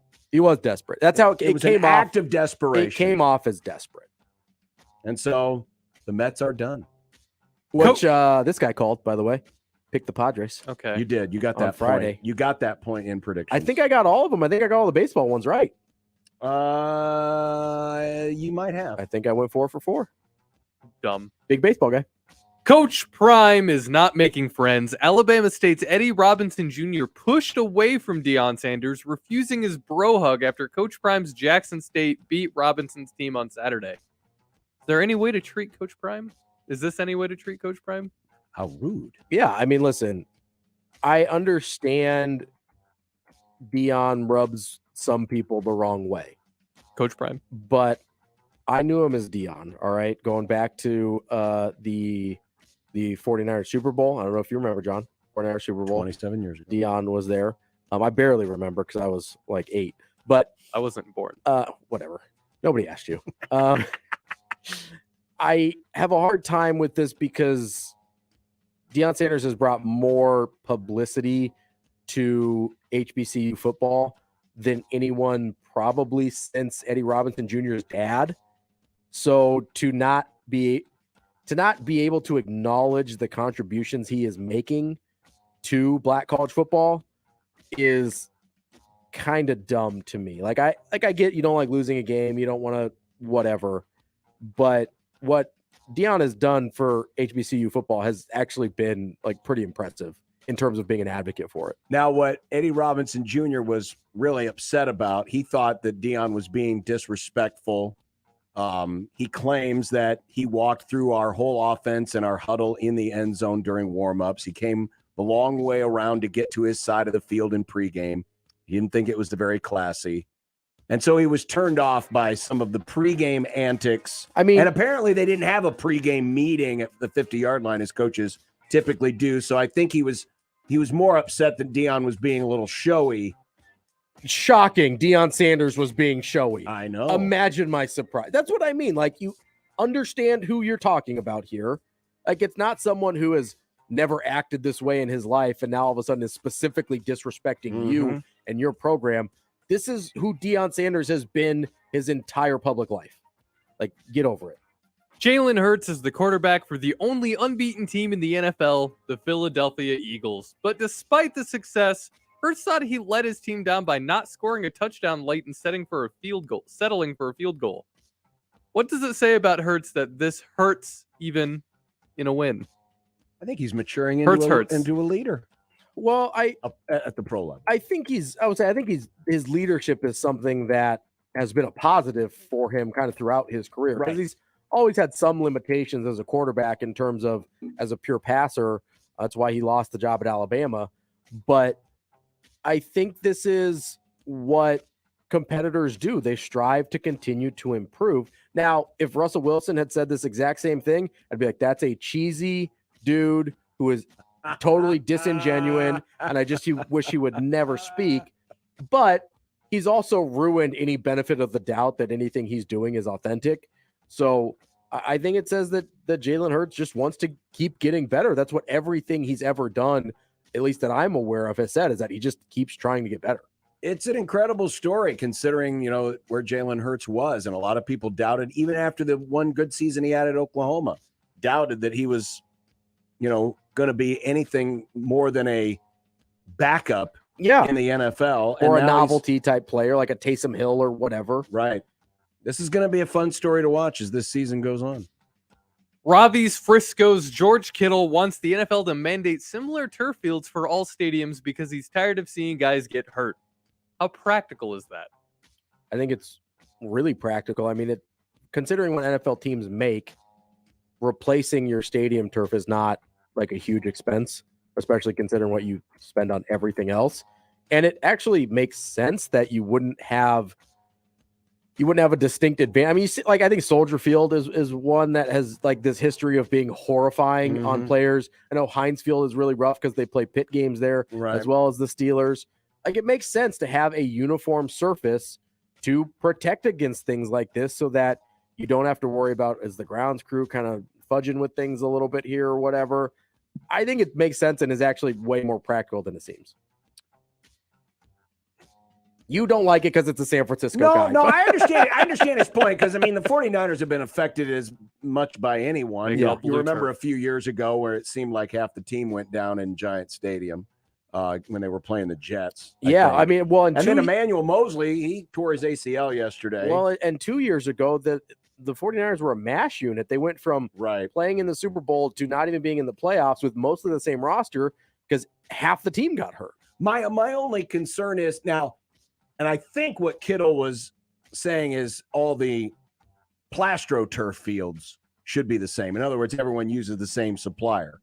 What I would hope is that makes sense to me, right? If you mandate, if the NFL said, hey, we have determined that this field surface is the safest. Yeah. So those of you who want artificial turf, this will be your field. The problem is, again, trying to manage all the natural grass surfaces because grass is going to grow a little bit differently in some places. That's why I think they should mandate the type of artificial surface everywhere. No. Get rid of the grass. Wow. It's safer. Wow, Ravi for getting rid of grass. Never mind. It's easier to maintain and it's easier to keep a similar playing field because if you're dealing with a natural substance, you're going to have variability no matter what. If you're dealing with an artificial surface, you have way more control over that, which more control over the surface means fewer injuries. I get that there's like a nostalgia about like the grass coming up from your cleats or whatever, but that's just going to cause more problems. That's the problem we're talking about. But it's not like the teams that have natural grass fields are going to purposely make them one way because the knees on their team are the same as the knees on the other guy's team. There's a natural variability to it that you cannot control because it is a natural surface. That's all I mean. I'm not saying they're even doing it on purpose, but the fact that there is so much variability when you're dealing with something that has to grow and do all these other things. There's just too many variables involved. Tickets for the top 10 showdown in Knoxville between Bama and Tennessee in the 100,000-seat Neyland Stadium are going for a minimum of $350. Bama has a 15-game win streak burst the balls. Will it be broken on Saturday? Man, if it doesn't, when is it ever going to end? Yeah, I mean, listen, Heupel's doing a really good job at Tennessee. Maybe they continue to get better and close the gap on Bama a little bit. I have a hard time believing they've done that already. So I would say probably not, but it is in Knoxville, so maybe that gives them a shot. I'm just happy that there's an Alabama-Tennessee game that I've actually looking forward to watching. That might be good after the first 8 minutes. Right, but I think this Tennessee team, and based on how Alabama's played, I mean, I still can't believe Texas A&M gave them a game last week. Yeah. I think this actually will be a game. I think there's a chance. There's a better chance than there has been. This is kind of a make me believe it for Tennessee game. Yeah. I'm not sure that I'm all the way bought in yet. BYU has unveiled a special new helmet for this week's game versus Arkansas.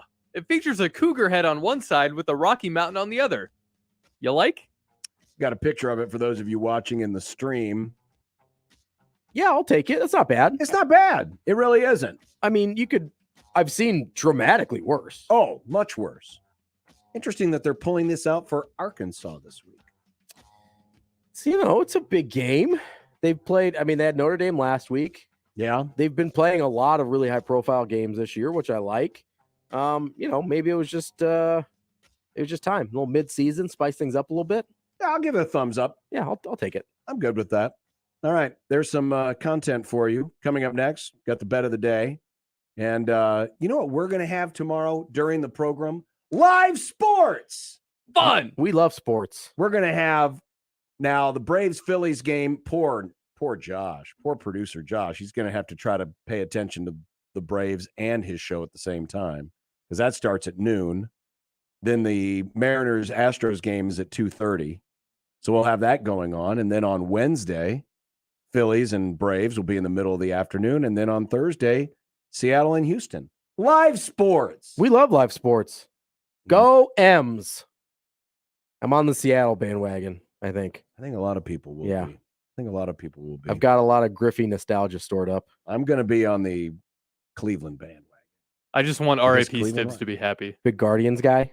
I'm a Guardians guy. If they had changed their name to something cooler, I'd root for them. I really Spiders. It was right there. It was right there. It was right there. Guardians is stupid. It's a dumb name. I'm rooting for them just out of spite. Rooting against them out of spite, I mean. Coming up next, the bet of the day on 1620 The Zone.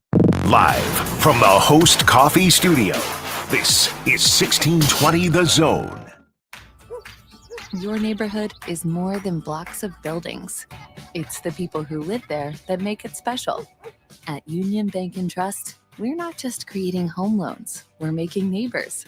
We're not just small business lenders, we're small business shoppers. We don't just live in your community, we help you build it. Because our people are your people. Visit ubt.com/neighbor to learn more. Union Bank and Trust, member FDIC.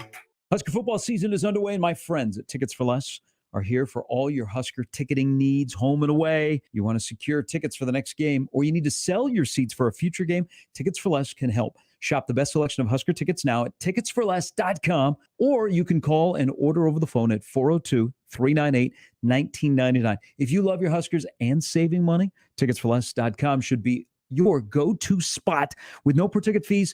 You can always save big over the competition. Shop today at ticketsforless.com. It's finally fall, and with the change in seasons comes cooler weather and jam-packed calendars. Sometimes I put my own needs on the back burner. It's not the easiest thing to remember to stay on top of my health, but if it means I'll be around to celebrate the special moments ahead, I'll make time to do it. I'm getting a head start on my best year of health yet by talking to my doctor and scheduling a mammogram. Join Nebraska Medicine on Friday, October 14th from 6:30 to 8:30 a.m. for Break for Breakfast, a drive-through event to reward you for making self-care a priority. You'll get free breast health info, breakfast, and a special giveaway at one of 3 locations: Omaha Home for Boys off 52nd and Ames, Shadow Lake Town Center off 72nd and Highway 370, or Village Point Health Center just south of Dodge near 175th and Burke. That's Friday, October 14th from 6:30 to 8:30 a.m. Visit nebraskamed.com/breakfast for all the drive-through event details. nebraskamed.com/breakfast. Duck Defense Midwest makes your home healthier and improves the life of your HVAC system. So improve the health of your home and everyone in it. Go to cleanairradio.com for a special duct cleaning offer for Zone listeners. That's cleanairradio.com. Hi, this is Mark Pettit, owner of Pettit's Pastry here in Omaha. No, this is not a pastry commercial. I am here to say that Mark Schlange with Marketplace Nebraska helped us save money on our business health insurance. Thanks, Mark. I love your donuts, and so does Omaha. Hi, I'm Mark Schlange, owner of Marketplace Nebraska. Small group health insurance plans are expensive for businesses. Call me for creative ways to save money on the marketplace.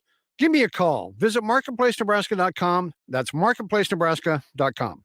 Sure, the weather is nice and mild now, but before too long, it's going to be cold, windy, with tons of snow and ice. Is your roof ready? The time to make it ready is now. That's why Complete Industries uses quality products like Scotchgard protected Atlas Pristine shingles. Sturdy, durable, and reliable. So when the storm hits, you'll be more than ready. Complete Industries also works with your insurance. Get a free inspection and estimate on roofs, gutters, siding too. Visit CompleteIndustries.com or call 402-935-0554. Hi guys, it's Andrew with Brookside Medical Clinic. Is erectile dysfunction damaging your relationship? Are you sick of the pill and all the side effects? Well, welcome to the future. We have a major medical breakthrough. Brookside Medical Clinic uses the most advanced form of wave therapy. Backed by 60 clinical studies, our technology uses pressure waves to repair and open up blood vessels. We've helped countless men get rid of their ED. But what is the true end result? Their relationship, even their lives, improve drastically. If you're ready to regain your love life, call us right now, and not only will the assessment and ultrasound be free, we'll also give you a gift that produces immediate results in the bedroom. It almost never fails. This is worth $550, and it's free to callers right now. 402-671-7777. That's 402-671-7777. Put a stop to your erectile dysfunction and experience what I call the happiness ripple effect. Call Brookside Medical Clinic now. 402-671-7777. What makes 42 Degrees the source for Kratom, CBD, Delta, and more that might help you with sore muscles, joints, and other ailments? Stop by any location, talk to our staff, and see what we can do for you. By your mom's house. You're listening to Unsportsmanlike Conduct. Okay, so it's just dicks. The 1620, The Zone.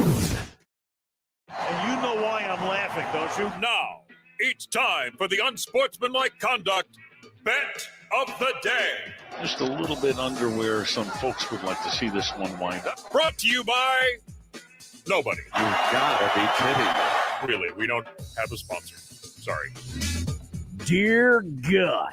Here I thought... We don't have to talk about it. I am kicking myself because I really wanted to go with the Cowboys on the money line because I knew that was a terrible matchup for the Rams. But I decided, no, I'm not going to go against my boys. So I'll go with what I thought was a very winnable four-team parlay. Well, the Packers and the Jags both lost. They sure did. Thus destroying my four-team low-paying parlay. You know what parlay did pay off? My FanDuel same-game parlay. Yes, it did. You had Nebraska. Nebraska on the money line and the under. Yes, not against the point spread, which they lost. Yes. You were wise enough to take the money line. The money line. Oh, and then Nick picked some random French Formula One driver. And what have I told you about picking the French to win anything? They How did surrender. that go? He's a good driver. Next season, two French people are going to be on a French team. Really good driver. I think he finished last. Sure. John, there was a lot of circumstances in that race. There's a lot of nuance to Sunday's race. There's just a lot going on there. What, there's nuance to no passing? It rained. Tonight, I'm lot going of to rain, go Robbie. with a same-game parlay odds boost available right now in the FanDuel Sportsbook, promo code 1620. Patrick Mahomes will throw for at least 250 yards, and the Chiefs win by 5.5 or more. 2-1 odds. That's available right now on the fan. You can get even odds on a same game parlay or an odds boost where Travis Kelce and Devontae Adams each get 50 yards of receiving. Interesting. I'm also going to go same game parlay. I've got Kansas City -7 and the over for a +218. All right. Well, you took mine, John, so just give me the Chiefs on the money line. -350. All right. And that is the bet of the day. Iowa. All right. Tomorrow we'll have some Mickey audio. I'll be back. And Ravi will Folks. be back. See you then. Bye. Kevin Harlan here from Monday Night Football on Westwood One. It's a big AFC West battle to wrap up Week 5 when Patrick Mahomes and the 3-1 Kansas City Chiefs take on Derek Carr and the 1-3 Las Vegas Raiders. Hall of Fame quarterback Kurt Warner and I will bring you all the action from Rockin' Arrowhead in Kansas City. Join us on Monday Night Football. Monday night at 6:30 on 1620 The Zone. 1620 The Zone. Traffic. From the Burton AC Heating, Plumbing, and More Time-Saving Traffic Center. No wrecks slowing down the drive home tonight. We are getting reports of a little bit of a delay if you're east on L Street from 96th to 90th. If you're headed west on Highway 275, delays are going to start at about 175th. And then if you're south on the JFK, slow going from I-80 to about F Street. I'm Mike Neville. This time-saving traffic is brought to you by the Nebraska Lottery. Celebrate the Nebraska Lottery's 3 decades of funding, fortune, and fun by playing our new 30th anniversary jackpot scratch ticket with a $300,000 top prize. It's our salute to our beneficiaries and players. Top prize odds, 1 in 128,000. An estimated Americans aren't getting their recommended daily amount of physical activity. It's time to move and keep moving, America. And when you need help, physical therapists and physical therapist assistants are by your side. Be your own champion. Choose more movement. Choose better health. Choose physical therapy. Find out more information and a physical therapist at choosept.com/NE. Brought to you by the American Physical Therapy Association of Nebraska. Shop Woodhouse Place Hyundai and Nissan, 144th and Giles. KOZN, Bellevue, Omaha, Council Bluffs.